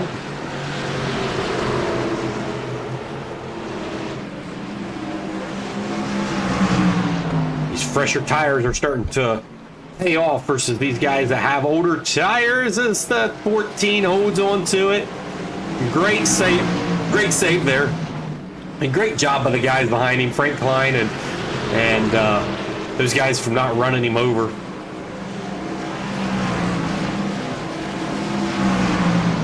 Tanner Moore and Brent Butler battling here for the 6th position. Right behind him, PJ Popham and Byron Gay.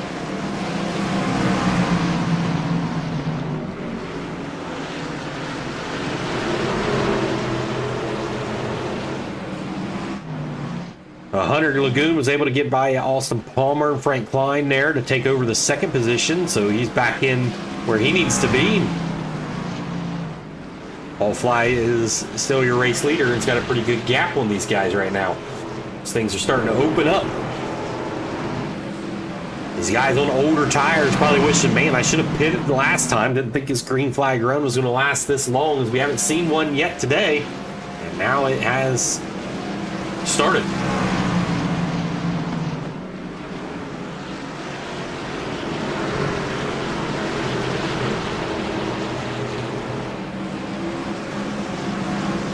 Paul Nay gets a good rebound here after being involved in an incident earlier. He's up 12 spots. As there goes a car around, 17. All right, man, caution is out. Caution Single is out. car wreck there, you seen it? Michael Timmerman. Lap 77. That was our longest green flag run of 20 laps here. And now we will probably see some of these guys that did not pit come down for their first pit stop of the evening. Johnny Evans being one of those guys. Looking at those that haven't pit, Frank Klein would be one of them. One of the first ones that probably going to pit road. Johnny Evans hasn't pit. Brent Butler hasn't pitted. So now they're going to have a little fresher tires than everybody else. As here they come. Byron Gay is going to decide to come on down as well. So Frank Klein, Johnny Evans, Brent Butler, Byron Gay, Timmy Lewis, Sean Smith, Nick Galusha, and Patrick Day all in to get service done to their truck. That's all that guy right there up front. We'll take a break. We'll be right back here, in about 30 seconds or so.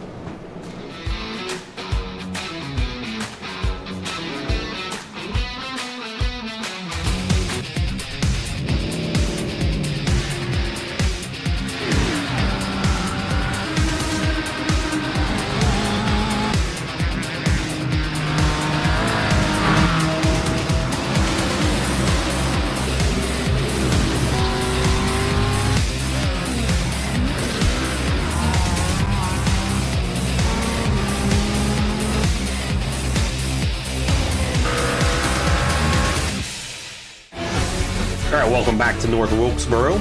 Under caution for the 7th time today on lap 77 by Michael Timmerman. A single car spin on the exit of 4. Paul Fly, your race leader, and only your second leader of the day.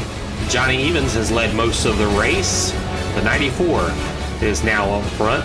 Connor Lagoon's in striking distance there in the second position. Austin Palmer, third. Tanner Marr up into the 4th position, and PJ Popham inside the top 5. Also notable note is the 02 of Steve Miller up into the 7th position in this race and has some fresh tires.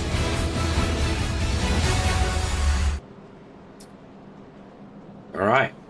We are going to get ourselves set to go green flag once again. Our longest green flag run in this event so far has been 20 laps, and that was just done here between lap 57 and lap 77. As we will go green flag this next time by. The iRacing pace car lights are out.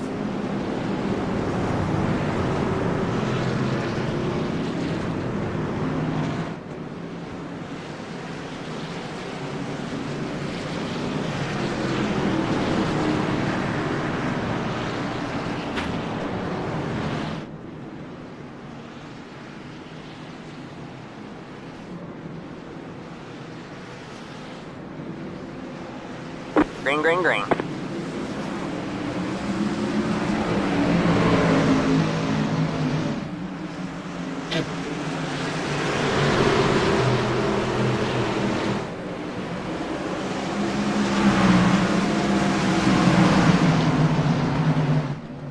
I went 3 wide back there with Byron Gay, and you can see that right now.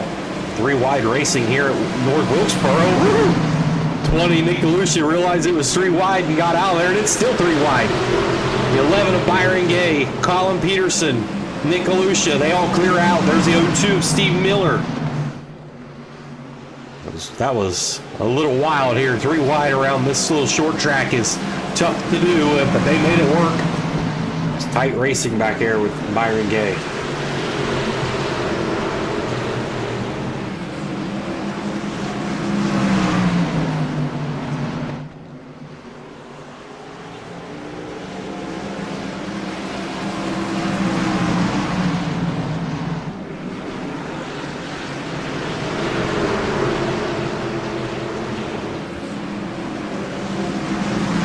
Frank Klein battling for that 4th position away from Tanner Marr on the outside. Looks like he's going to clear Tanner Marr for that position. So move the 33 machine up into the 4th position. Frank Klein, definitely one that needs to have a good outing as you look there as those guys that's outside the top 12, or in this case, top 11. Dalton Dunk, Ben Ward, Paul Negus, Nick Galusha. Several guys there needs a good night, including that guy right there, Frank Klein, needs a good night as Austin Palmer gets loose right in front of him.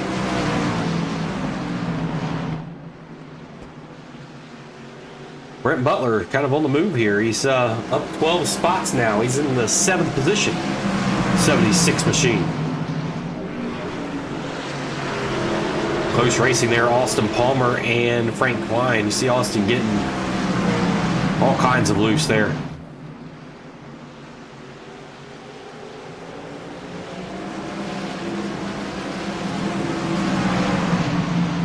Still Paul Fly leading up front over Hunter Lagoons. You see Johnny Evans driving that thing in hard on the outside. Look at that run there that Evans has on the outside. He will take that position away from Austin Palmer. I think Brent Butler's seen what Johnny Evans did there, and Brent Butler's going to do the same thing. Go to the outside, try to get around Austin Palmer, and he will do so. Next up to do that is going to be Timmy Lewis. He's going to try it to the outside.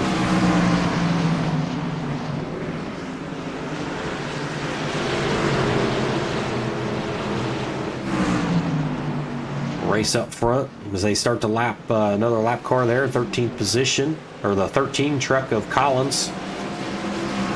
Hunter gets loose there, and that opens up the door for the 33 of Frank Klein. All right, man, caution is out. Caution flag waves for, it's saying Kyle Wellman, that's 44 laps down. He's going to cause the caution here. And we'll take a look at it. Lap 92. 93, sorry.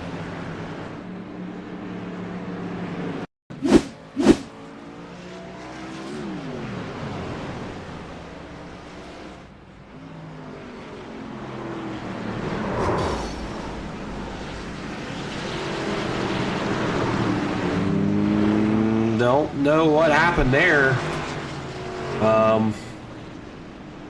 Questions are going to be raised about that one. Let's take an boy in car. Listen to that thing. Takes it into neutral. Then shifts it up. I'm uncertain. But he does cause the caution. 44 laps down and single car wreck.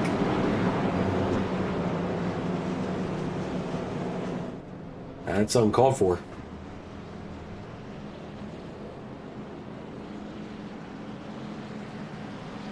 So we're under caution for the 8th time today for a lap car. Single car spin.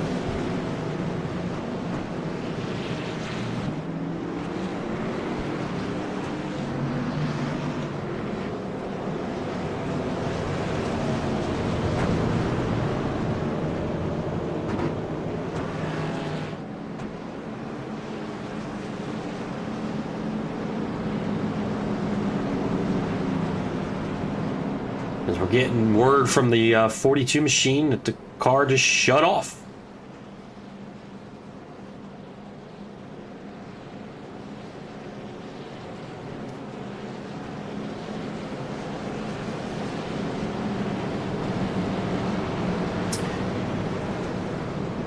Paul Fly leads this one with Frank Klein running a very, very good race there in the 2nd position. Hunter Lagoons in the 3rd position. Brent Butler, or Johnny Evans 4th, and Brent Butler 5th.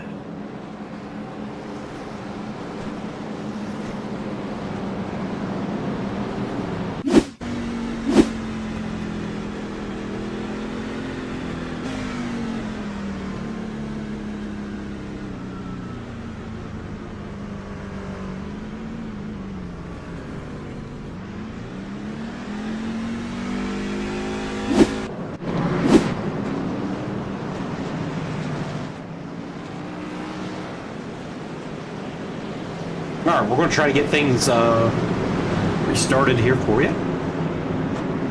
Lap 98, we're almost halfway in this one. iRacing pace car lights are out, ready to go green flag this time by.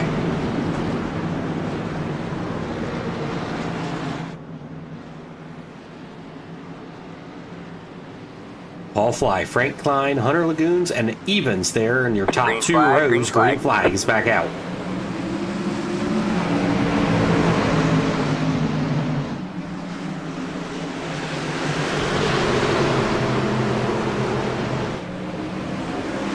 Frank Klein got a run here. Going to look to the inside of Paul Fly for your race lead, and caution flag flies. Caution flag flies once again. This one on lap 99. This will be the 9th caution flag of the day. Let's take a look at it. Ben Wart, Paul Negus. Right on board with Ben Wart. And there's nowhere to go. We'll take a look at the outside view here with Paul Negus. See what just happened.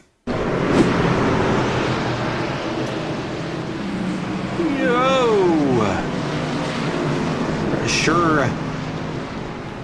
Who was at fault there? I do believe we have a drone shot there. Let's see if we can pick that up with Paul Negus.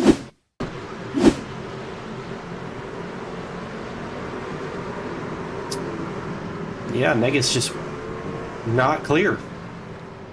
And just came up into the O2 of Steve Miller.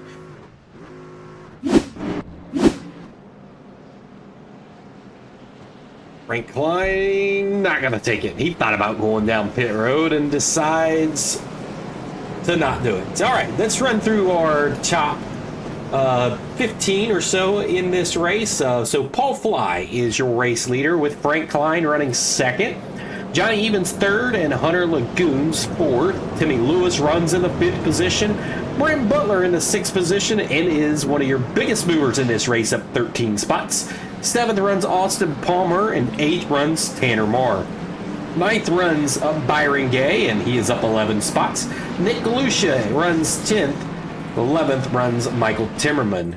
12th is Sean Smith, and 13th is PJ Popham. Kyle Smith runs in the 14th position, and there it is, Steve Miller in the O2 runs 15th position. On down through the line, 16th Colin Peterson, 17th Paul Negus, 18th Patrick Day, 19th is Bobby Smith, 20th is Ben Wart, 21st is Derek Rothling, 22nd is Daniel Quigley, Grant Clark, 23rd, 24th Kyle Smith off the track. That is how they run here at the halfway mark of this race. And like we said, your biggest mover in this race is Brent Butler right now, up 13 spots from the drop of the green flag.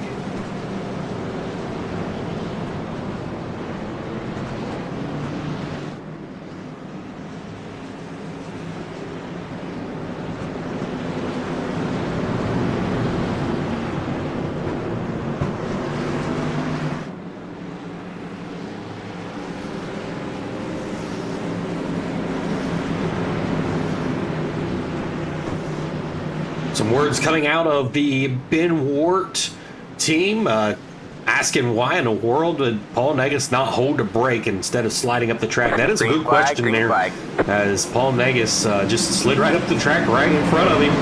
No brakes at all, just kind of let it coast right up there, and that involved another car that shouldn't have been involved. Just we're back green flag racing here. Paul Fly, your race leader, Frank Klein trying to battle away for that race lead.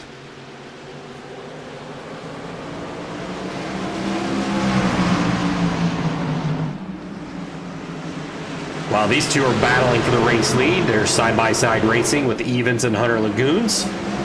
Timmy Lewis is back there by himself, and then it's two wide racing on back in there.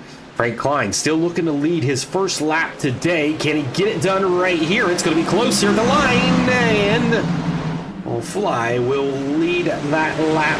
No, Frank Klein. They didn't give it to Frank Klein to lead that lap. So Frank Klein was able to get the lap led as caution flag flies on the speedway again. This is the 10th caution flag of the day. Lap 108. This one looks like maybe Steve Miller involved. Take a look. No, there's Michael Timmerman in front of him.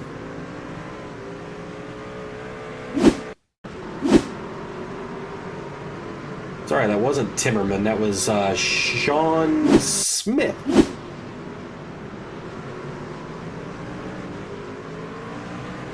Because we would have to back that one up as iRacing did not call that one quick enough. And here you see it. 45 just runs him over. Kyle Smith involved in the culprit for that one.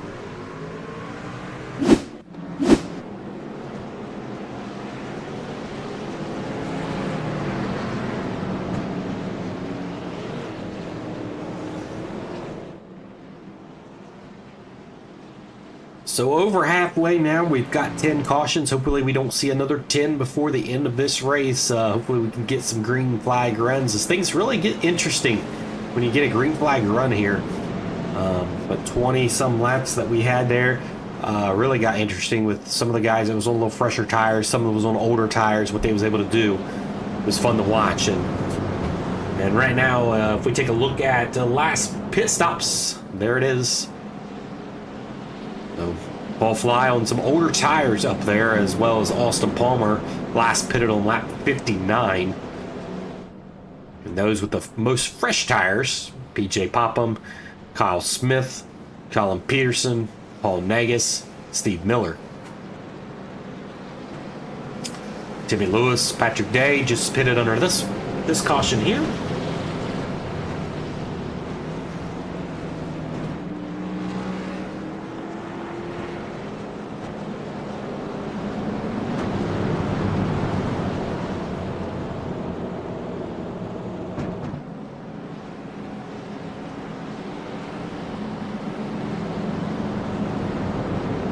Looking at your iRacing iRating, this is how it looks. Frank Klein holds a 3,000 iRating. Paul Fly has a almost 2,000. Johnny Evans at a 5,700. Hunter of the Goons 4,200. So it looks like Johnny Evans is your highest iRating in the field.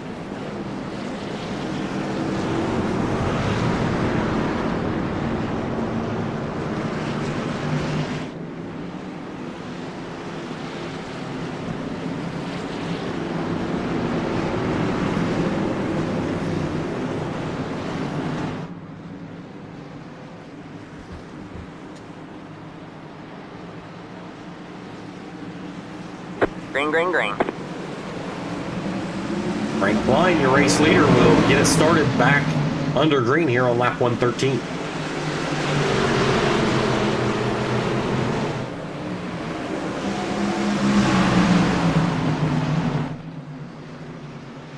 Paul Fly trying to hold on to the outside there, doing a good job on lap 59 tires. And these other guys have a little fresher tires, so just not able to hold on to it. As you see, the 14 gets loose there on the exit of 2.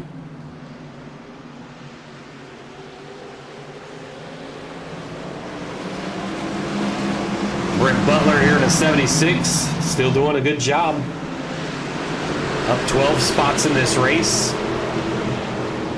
Byron Gay right behind him as well, doing his work in. He's up 12 spots in this race in the 11 machine. So those two drivers run inside the top 10.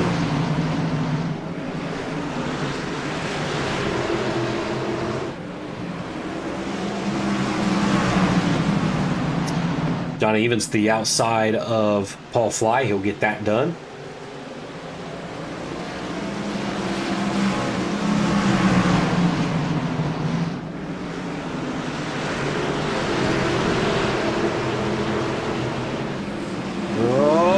Gets loose there on the exit of 2 and he holds on to it. Doesn't lose a whole lot of momentum there. He just got really loose there and went clear down towards the grass to save that thing.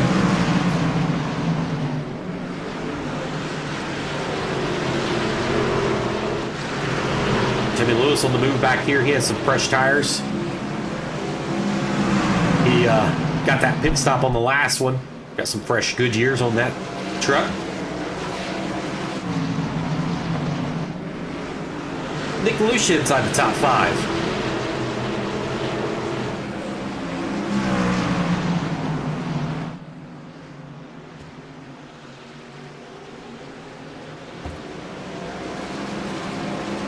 Showing up, Kyle Smith went off track on the last lap there. Let's take a look at that real quick.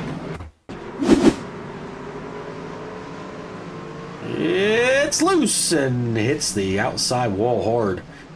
I'd say his day is toast. No caution comes out. That's good on those officials.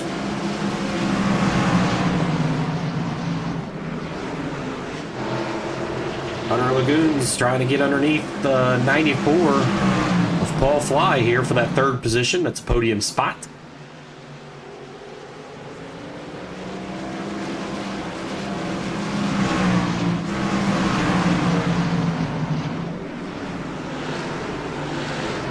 These guys will still battle on, as it is your tightest race out here on the Speedway right now.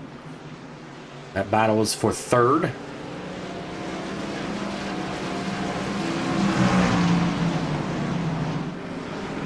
Hunter going to try to clear him here. Not going to be able to do it. And the 27 gets loose. Great save by the 27 machine. Loses some momentum there to the 94. Johnny Evans runs second. Still your race leader right now, Frank Klein. He gathered that lead up just over the halfway mark and is currently leading this race in the 33 machine. And he is starting to pull away from Johnny Evans right now. And you look at the last pit. That's very, very important. And there it is. Frank Klein and Johnny Evans on the same set of tires right now, but Frank Klein is outrunning Johnny Evans right now.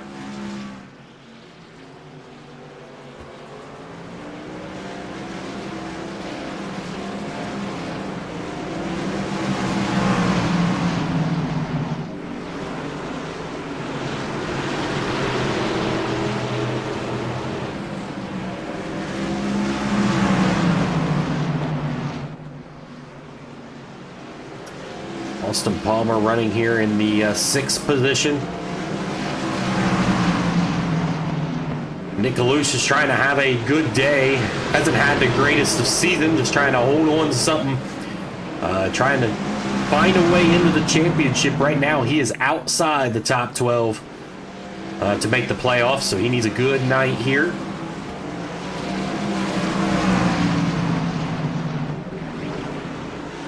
Jimmy Lewis looking under the 76, but he's got the 23 right in front of him, kind of blocking that momentum that he's got.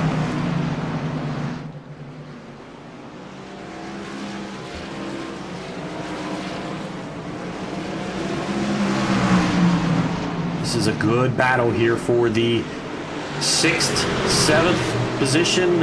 Even Nick Galusha there in the 5th position.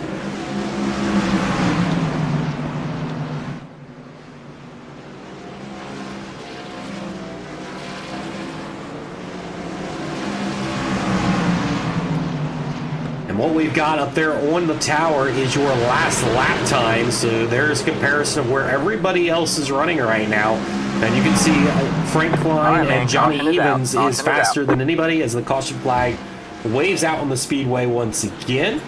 This one on lap 125. This is the 11th caution flag of the day, and this one's going to be Ben Hort involved in this accident. Take a look at it.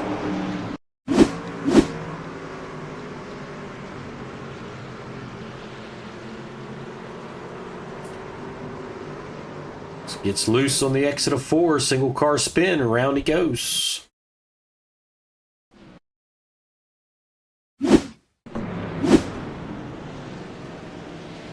As we've got our leaders down on pit road, Johnny Evans, Paul Fly, Hunter Lagoons, a lot of guys, a lot of activity on pit road in this one.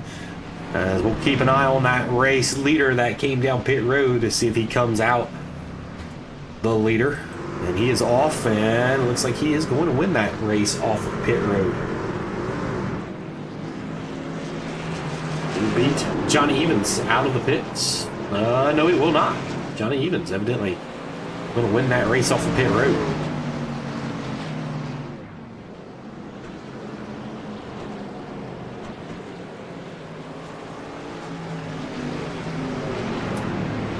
3 cars up front, 2 cars up front didn't stop that last time. That was Timmy Lewis and Sean Smith.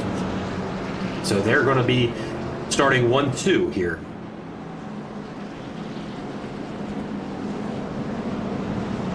So now you look at the last pit stops, or how many pit stops it has been made. You can see Michael Timmerman's made 6 pit stops in this one. Everybody else around 3 and 2 stops. And take a look at the last pit stops. Here is who's on fresh tires. There it is, 131. So those guys up front on lap 108 and 109 was the last pit stop for them.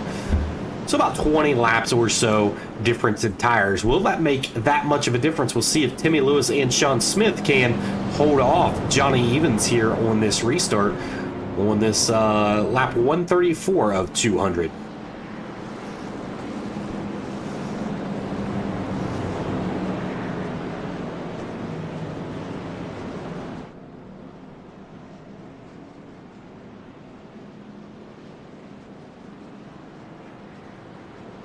So take a look at the points so far. This was after round 6. And those that is highlighted in the gold, those are your winners of this season and have locked themselves in to the round of 12. So right now with Ryan Palmer outside the top 12, that means if we don't see any more winners, Austin Palmer would be booted off of the round of 12. We'd take 11 and Ryan Palmer would be that 12th car. So right now, PJ Popham would be on that cut line if we started today, the round of 12. We're about to go green flag racing here off of 4. Green flag, green flag.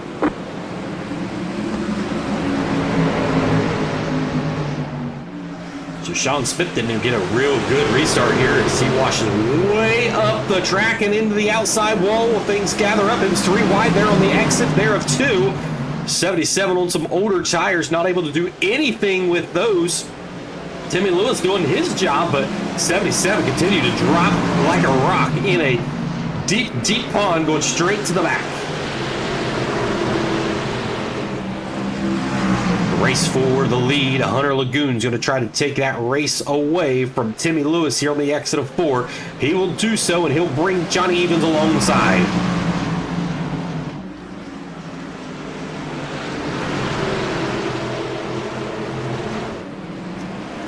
You see there, Timmy Lewis gets a little loose there on the exit of 2. It's Hunter Lagoons is your race leader now. Display last laps, and this is a good comparison of those that's got fresh tires and those that does not. So you can see Timmy Lewis there in a 19.6, and then Johnny Evans in a 19.3, and Hunter Lagoons at a 19.1. So quite a bit difference in speed there.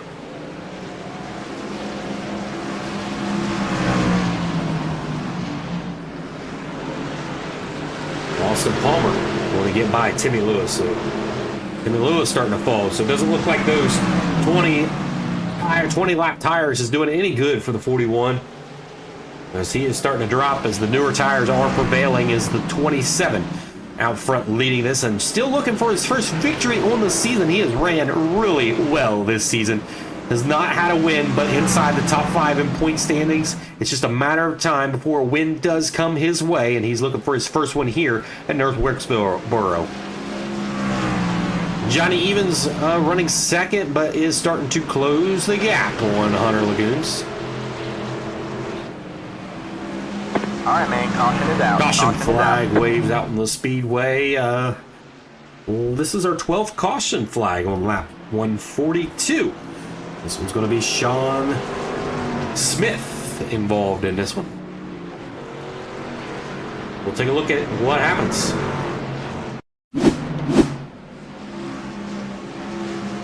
Sean Smith on those 20 lap older tires here and gets a little help by the 8 machine. Holds that brake to try to stave some damage. Around he goes. So the 8 of Bobby Smith gives him a little nudge there, and around he goes.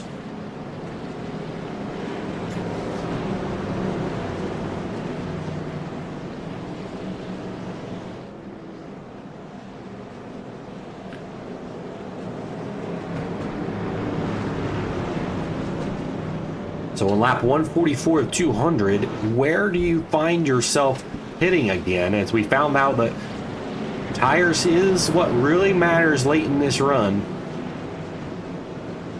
And we seen that last week where there was 5 laps to go and Patrick Day comes down and he gets fresh tires, comes out, works his way through the field with 5 laps to go and wins it.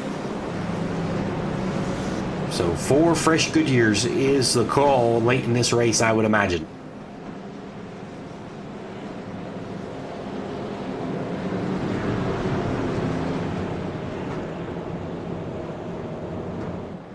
Fans saying, yes, tires are very, very important in this race. As they're seeing it, the drivers are probably seeing it now. It's going to be very important to have those tires late in this run. Looking at biggest gainers in this race currently right now as we sit with 55 laps left in this race. Byron Gay in the 11 machine, he's up 14 spots in this race. Byron's kind of had an up and down night, just kept the truck clean, stayed out of trouble, and he sees himself with 55 laps to go, 54 laps to go, sitting in the 6th position.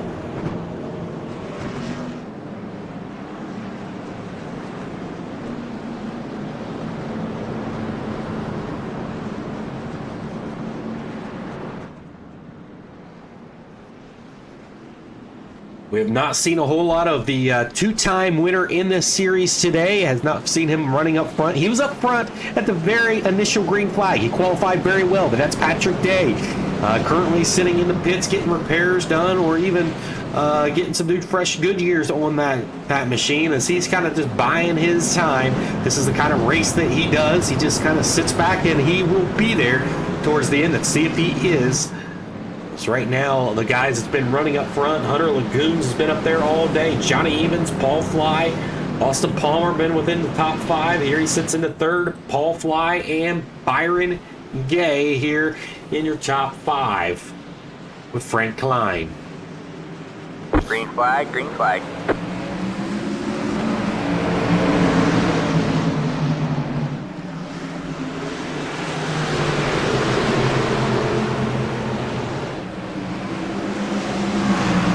Johnny Evans looking to the outside of the 27 of Hunter Lagoons, going to try to take that lead away from your race leader right now.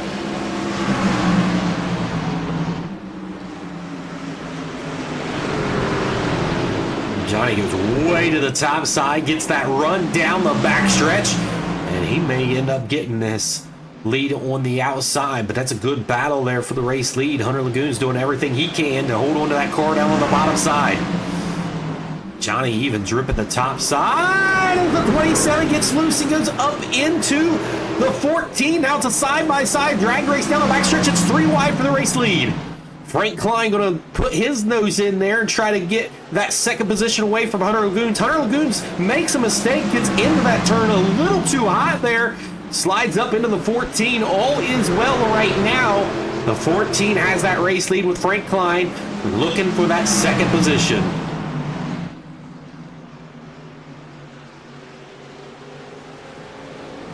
Frank Klein battling hard. He's wanting to take that 2nd position away. He's led some in this race and would love to get back up there late in this race. All right, man. Caution flag flies out in the speedway once again on lap 147. This one's going to go to Colin Peterson. He is involved in an accident. As that was wild up front there for a second. Colin Peterson, probably a single car incident, and that's exactly what will happen there on the exit of 4. We've seen that happen a lot today. Single car accidents there on the exit of 4. Hunter Lagoon's going to come down pit road here.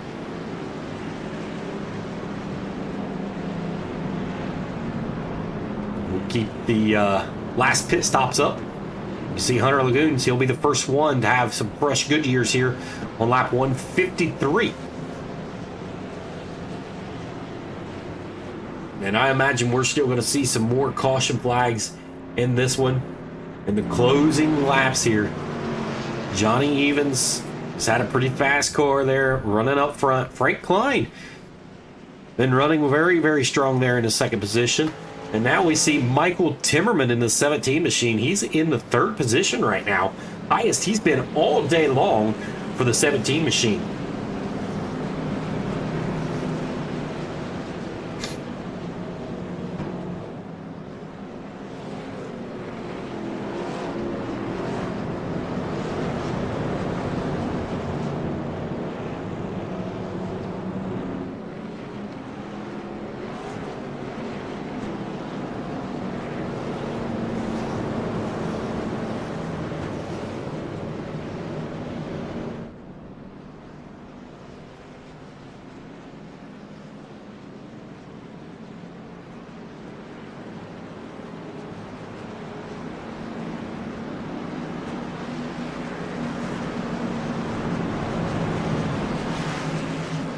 Steve Miller keeping the truck clean. He is up 14 spots in the O2 machine.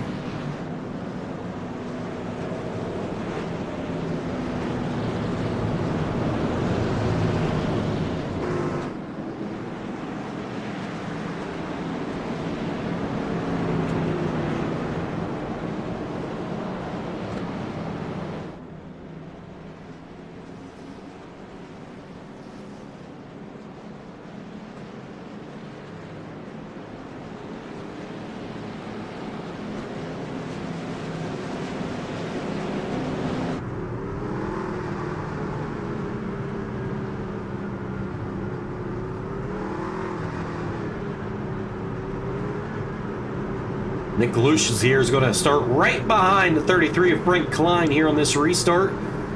Nick Galusha up into the fourth position, the second row outside of him.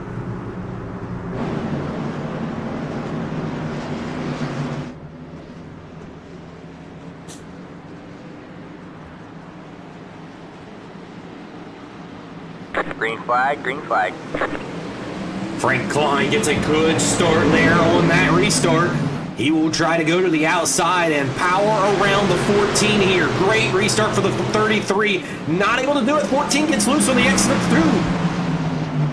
Big drag race down into 3. 14 looking like he's going to try to hold on to that position. He will get it back. 14 back to the point.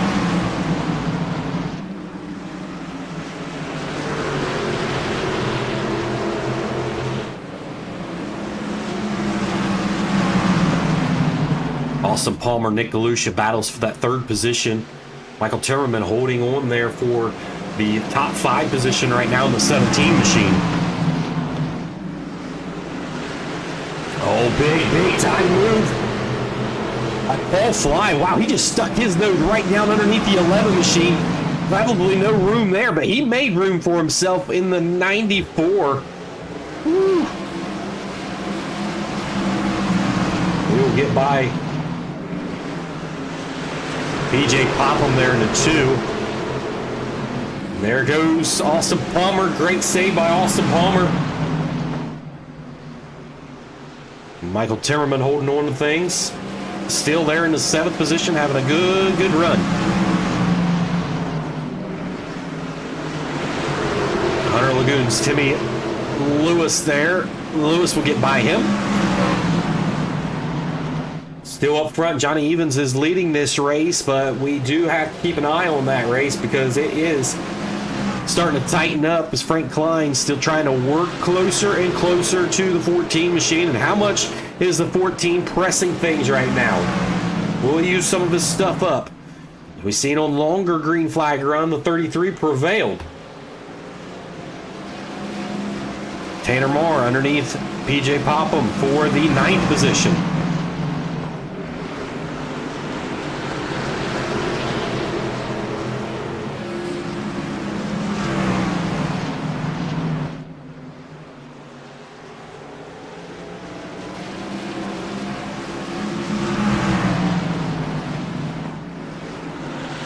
There's your last pit stops.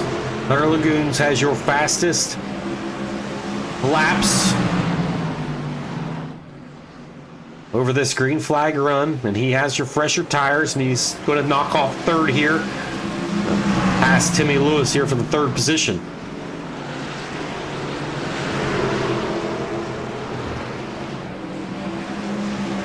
Oh, man, that got close there. The 27 and the 41 bout crash as we have a caution flag out on the speedway. And it looks like maybe teammates involved in this one. Patrick Day and Paul Nagus. Let's take a look at it.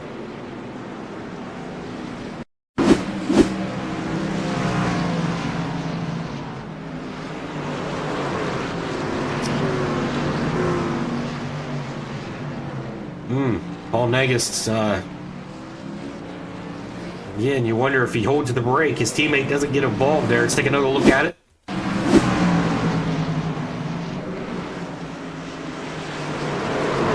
Around he goes. You can see those things. And then he blocks him up just before he's about to go into the wall. And basically takes both of his teammates. That was the 06 of Grant Clark. You see him, he's going high here, and then he has to slow way down here. And he just misses it.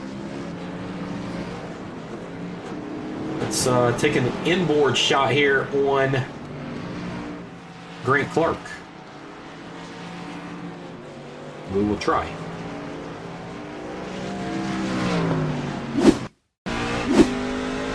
One more with Grant Clark.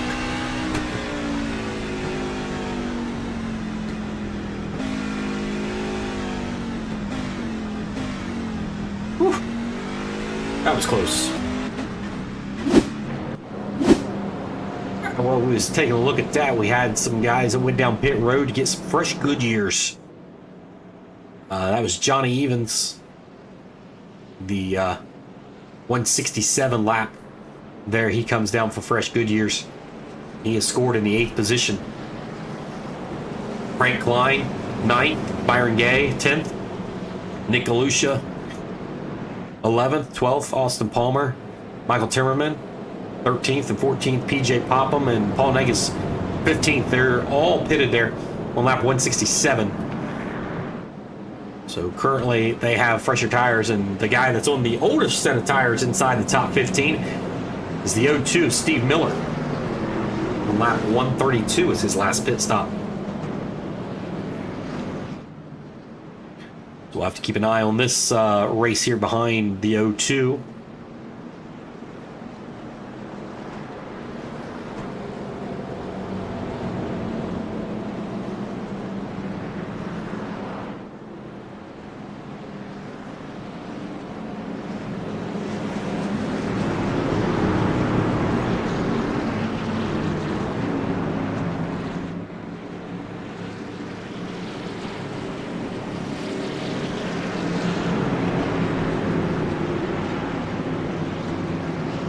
Lights are out on the iRacing pace car. We're ready to go. Green flag this time with 29 laps to go. Green flag, green flag.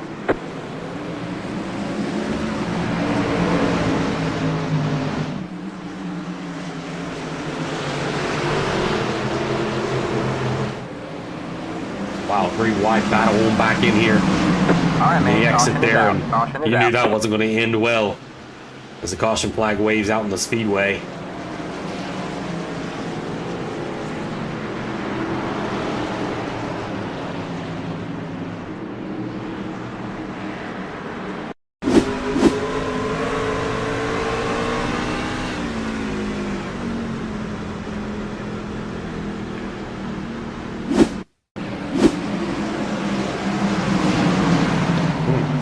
Door banging there. 77-23. They get it all cleared out. It looked like it was Paul Nagus back in the back of the pack.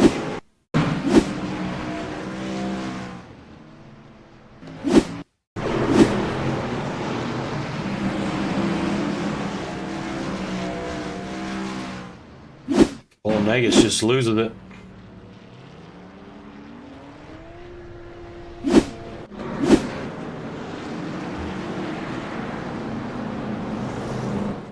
The 42 car blew up. And that was what you seen there on that last shot. So his night is done.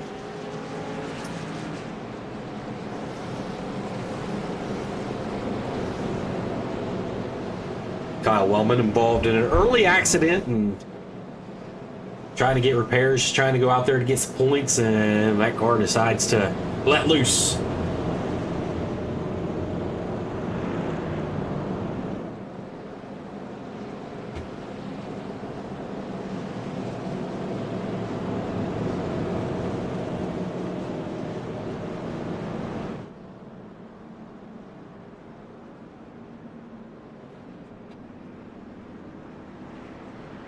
Brent Butler's having a really good day right now, and good opportunity to dial him up. Brent Butler running inside the top 5 right now, having a great day. Up 14 spots since the drop of the green flag. Being safe out there. What's it going to take to get that truck on the podium tonight?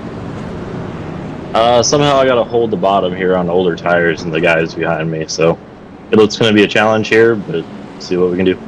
All right, we'll keep an eye on you. You're doing well. Thank you. That was Brent Butler there in the 76 machine. Tanner Moore running in the 4th position here. See if we can dial Tanner Moore up here. Tanner, before we get started here, you're inside the top 5. What's going to take to get that thing in victory lane tonight?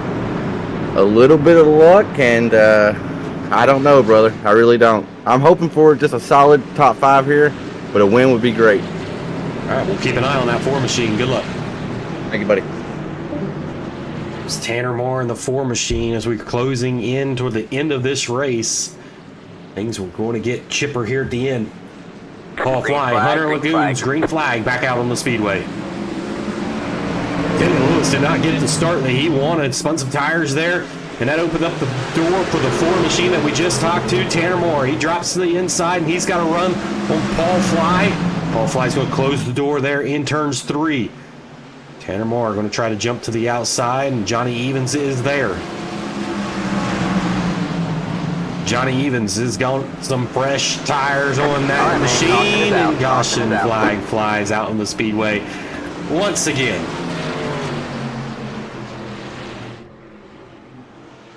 I have officially forgot how many caution flags we were at. It's just a lot. We're well over 15 caution flags. As we'll take a look at what happened. This one is Nick Galusha involved, as Nick Galusha, Frank Klein, and I think it was just them 2, maybe even Sean Smith involved. Let's take a look.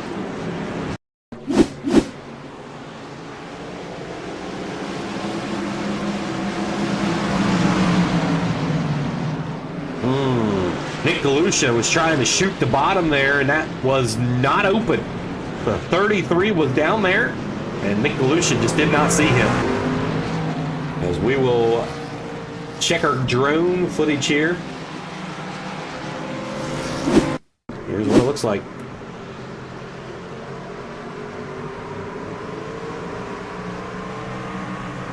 Maybe the 20 did have it, but the 33 just ran it in there hard. Was not ready for that braking zone for the 20 machine and just turned it. So Frank Klein involved in an accident here late in this one. Drove it in there too hard and took out Nick Galusha there.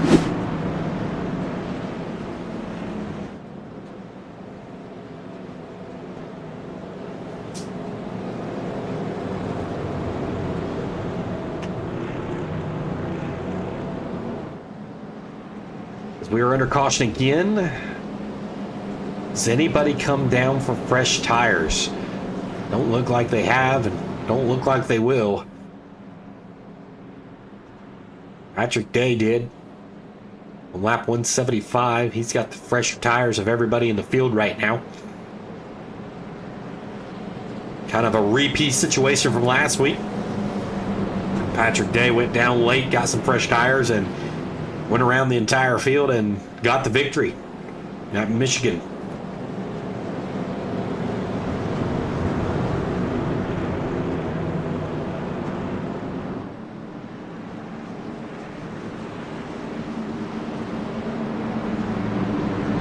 Tanner Marr running in the third position. He'll start on the inside of row number 2 here. Looking for a good restart with Hunter Lagoons right in front of him. Hunter Lagoons and Tanner Marr are teammates, so I imagine they'll probably end up timing this restart up together. But on the outside, you got teammates as well, the 94 and the 14. They're teammates. So you got 2 teammates on the outside and 2 teammates on the inside.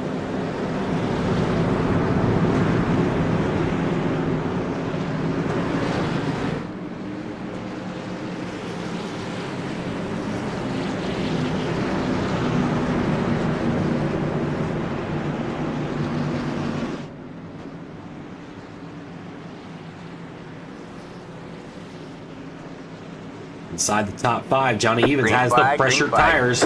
What can he do with them? Tanner Marr got a good jump with his teammate. Johnny Evans there on the outside has the pressured tires of all of them.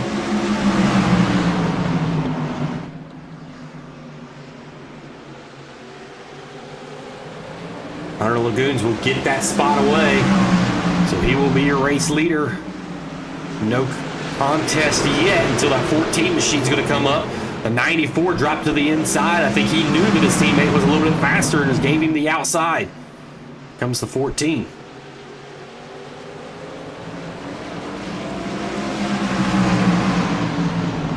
Johnny Evans now looking for the race lead.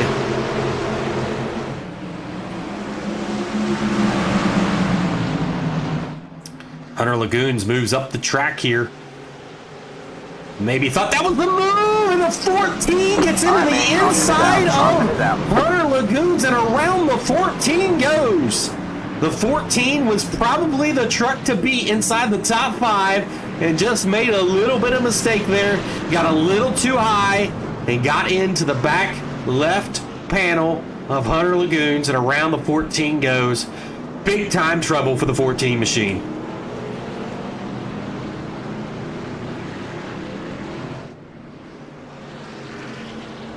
Wow. And he will go down for some fresh good years. Probably the smart idea is he's way back there. You might as well go down. Hunter Lagoons, now your race leader. Nobody else has really contested that lead like Johnny Evans did. But Johnny Evans still has 10 more laps here to potentially get it done. He'll have to come through the field. That's going to be tough to do. At a short track like this, passing is tough. It's tough to do quickly. As Hunter Lagoons is your race leader, Paul Fly runs second, Tanner Marr runs third, Timmy Lewis runs fourth, and Austin Palmer runs fifth. Brent Butler runs in sixth, PJ Popham seventh, eighth is Byron Gay, ninth is Frank Klein, 10th is Michael Timmerman. Then 11th is Nick Galusha, 12th is Sean Smith, Patrick Day runs 13th, Steve Miller 14th, and then there he is, Johnny Evans in the 15th position.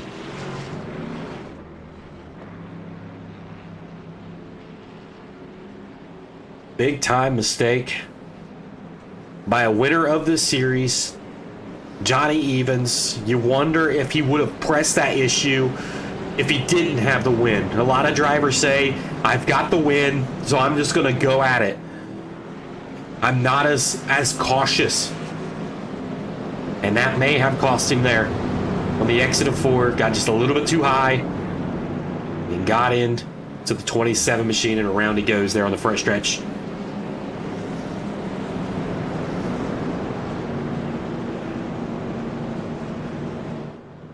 Paul in the 94 runs second.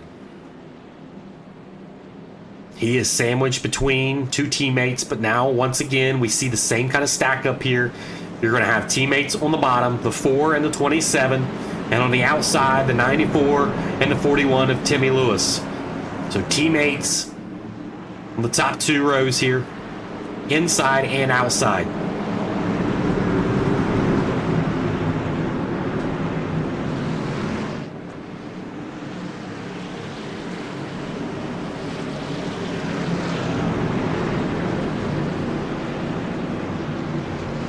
Green flag going to wave. We're going to have 8 laps around here.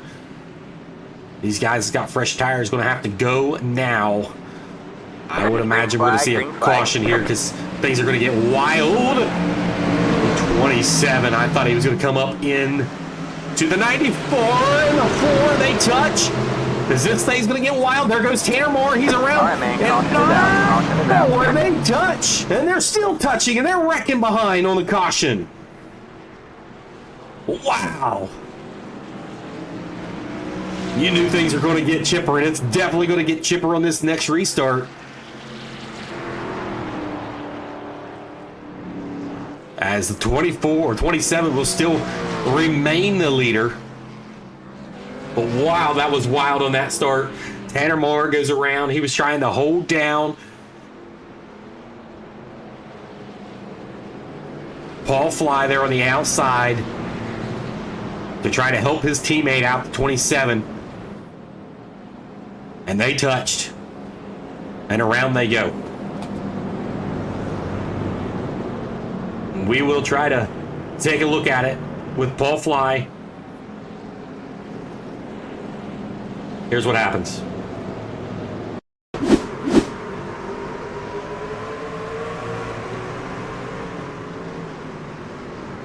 Whew. Wow.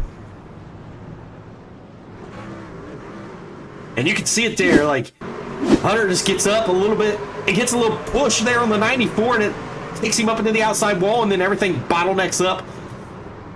And the caution flag waved, and the field was froze.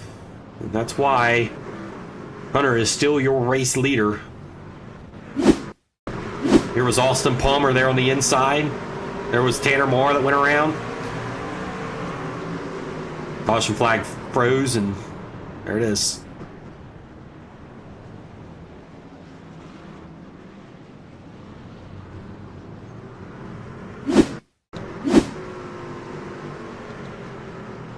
These guys just kind of just slow down, just stop. That's about all you can do.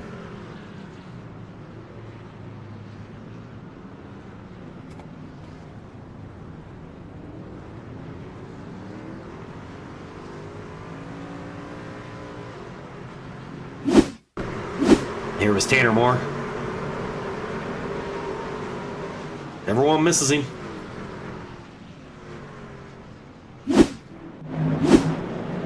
All right, there you go. Now we look at the top 5.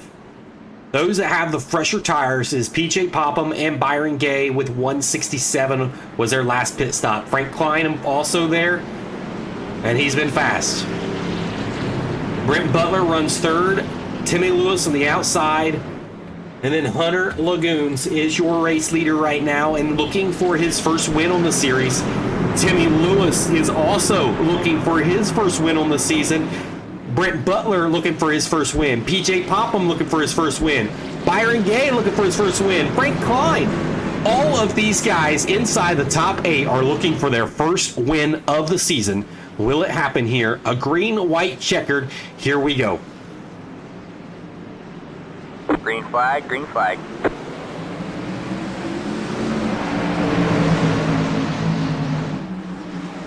Timmy Lewis going to drive it in there hard on the top side. Hunter Lagoon's caution flag flies out in the speedway once again. And I think Timmy Lewis got the lead when the caution flag waved. Timmy Lewis is going to be your race leader. And I do believe this will be our final attempt at a green, white, checkered.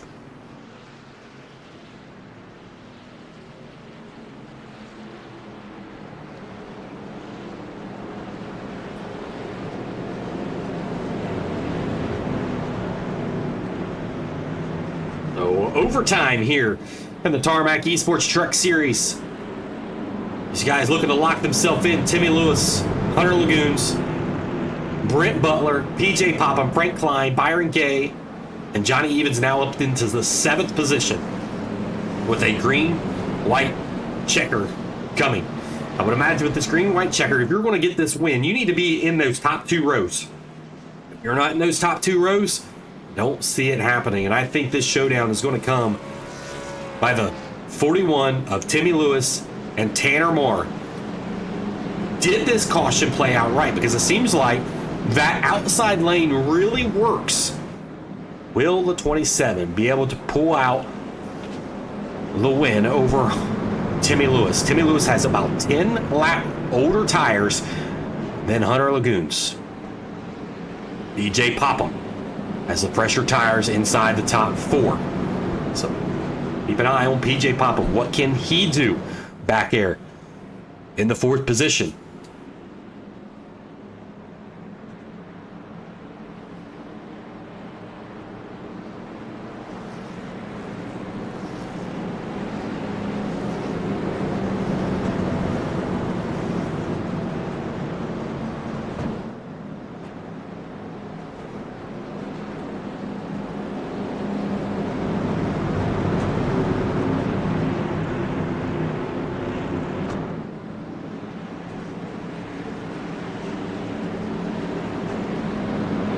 This is going to get a little wild here inside your top 4 here. These guys are probably hoping that they don't wreck behind them, because this is going to be a great race up here up front if we can keep things clean back here in the back.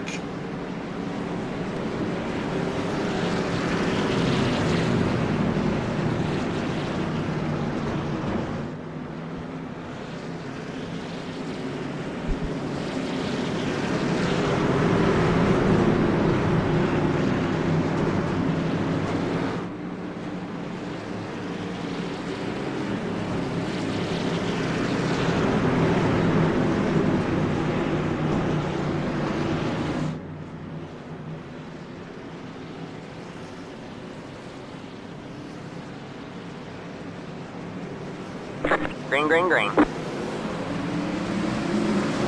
Oh, and Hunter did not get the start that he wanted to get to the outside. Timmy Lewis made a great restart there, and that made seal it. The car gets around, a caution flag waves out on the speedway. As we'll have to see, but I think that was probably the last attempt at a green-white checkered, as this one is over. Timmy Lewis is going to get the win here.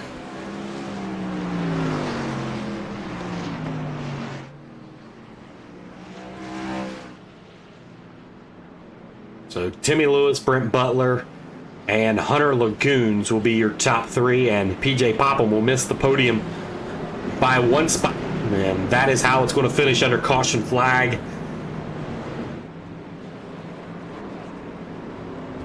As Sean Smith was involved in an accident on that last lap. There it is. And he just gets loose. He just gets loose. Just unfortunate. I mean, it could have been a great green-white checkered finish. And that happens. Single car spin to end the night.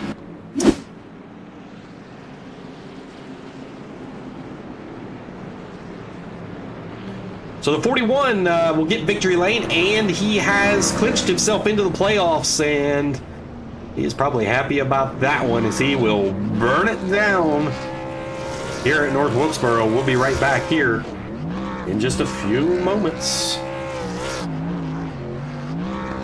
When it comes to heating and cooling, at John Betlam, we promise to take the utmost care. We'll make sure your repair is done right and any new installation is perfect. It's how we've done business since 1941. Our customers, you, are our priority. And when you need us, we're ready to help. It's our promise. So that's why there's something important that you should know. Did you know there are 2 heating and cooling companies here in Rochester that share a similar name? Betlam. And that's confusing. So make sure when you search for us online, you look for John Betlam. It's easy to confuse, so whenever you need us, be sure to search for and call John Betlam. Because it's my grandfather, John Betlam, who taught us to work hard, do a great job, and take care of all of our customers. And of course, there's only one phone number you'll ever need to remember. Call 271-8888. John Betlam Heating and Cooling. welcome back to North Wilkesboro, and it was a fun one. It was exciting. Towards the end, Hunter Lagoons, you come home in the third position. Not where you wanted to be. You ran strong. You was up front late in this race. Take us back to the restart there when you had the lead and Timmy Lewis got the run on the outside and got the lead when the caution flag came out, and that pretty much sealed the deal. So you had caution flag after that, and you wasn't able to get that lead back. Take us back to that restart. Oh, what? Story of my life, I guess. I don't know. Yeah, and this. He got a good start. Going down into one, I'm like, I might be able to clear him, but I couldn't do nothing. I had old tires. Just whatever. Yeah. We'll try it again next week, though, or I guess 2 weeks. I can't complain with the top three, but I think we could have done better. I don't know. Just like I said, close every week, can't get it done. Absolutely, and it's just a matter of time whenever that win does come. You've been up front running. It's just a matter of time, and it will come, as we've seen that by Nick Galusha last season, and he ended up winning the championship, and that may be your fate in this one, as not able to get the wins here, but maybe late in this series you're able to get those wins to come together. They're late in that race on the green-white checker in our last attempt at it. The caution flag flew out onto the speedway. Was there any chance there? Was you going to be able to get Timmy Lewis? He did get a good restart there, but coming into one, looks like he may have had some momentum there. I don't think so. I think Brett would have ended up getting both of us, honestly. If that thing would have finished green, I think Brett would have got both of us, I'll be honest. Wow. Okay. Well, congratulations again on the podium finish. We'll see you next week as you work towards the round of 12. Looking like you're going to clinch yourself in there here soon with points. Yep. All right, we're going to talk to your second place finisher. Brent Butler comes home in the second position. Brent probably feels pretty nice to come home on the podium in second, and I believe probably your highest finish in the Tarmac Esports Truck Series. What was it like out there? Did you have anything for these leaders if the caution flag didn't fly out there on that last attempt at the green-white checkered?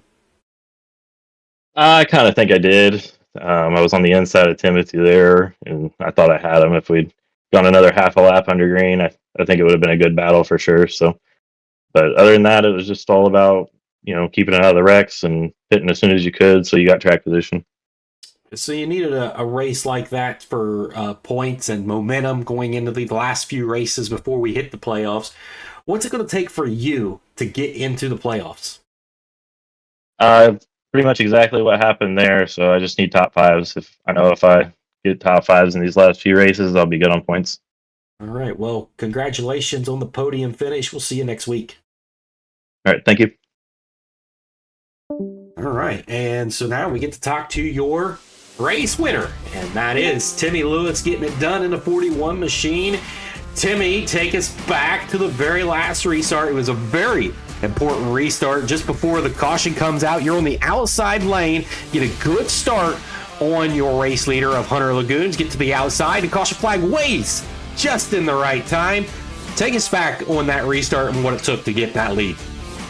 Yeah, I had a really good run on the outside there. I was honestly really strong all night on the outside, so I was kind of hoping for that. And then we had the yellow, and I got nervous because I knew he'd probably be quick up there, but I was able to get a good start. And then on the last start there, I got loose a little bit, and I heard Brent say something about us having a good race there, and he ran me clean all night, so that was fun racing with him. But I think he would have got it if we had another half a lap or so. What it sounds like from Brent, too. He said, I felt like I had it, and the caution flag came and froze the field. It was unfortunate for him, not able to pick up that victory, but you do, which makes you a new winner in the series, and that clinches yourself into the playoffs. What does that mean to you? Oh, I'm super excited, definitely, for sure. It kind of gets that feeling away from having to worry about it every week and stuff, and now I can just focus on going out and finishing like I have been and not really chasing for that win and just being consistent like I have been all year. I've been trying to stay out of the stuff and just let things unfold and be smart, and finally paid off, luckily. So Congratulations on the win and clinching yourself into the round of 12. We'll see you next week. Thank you. All right. That's how it finishes up here at North Wilkesboro. It was a fun one. Short track racing at its finest. Timmy Lewis gets the victory and clinches himself into the playoffs. Thank you all for tuning in here on YouTube. Take care.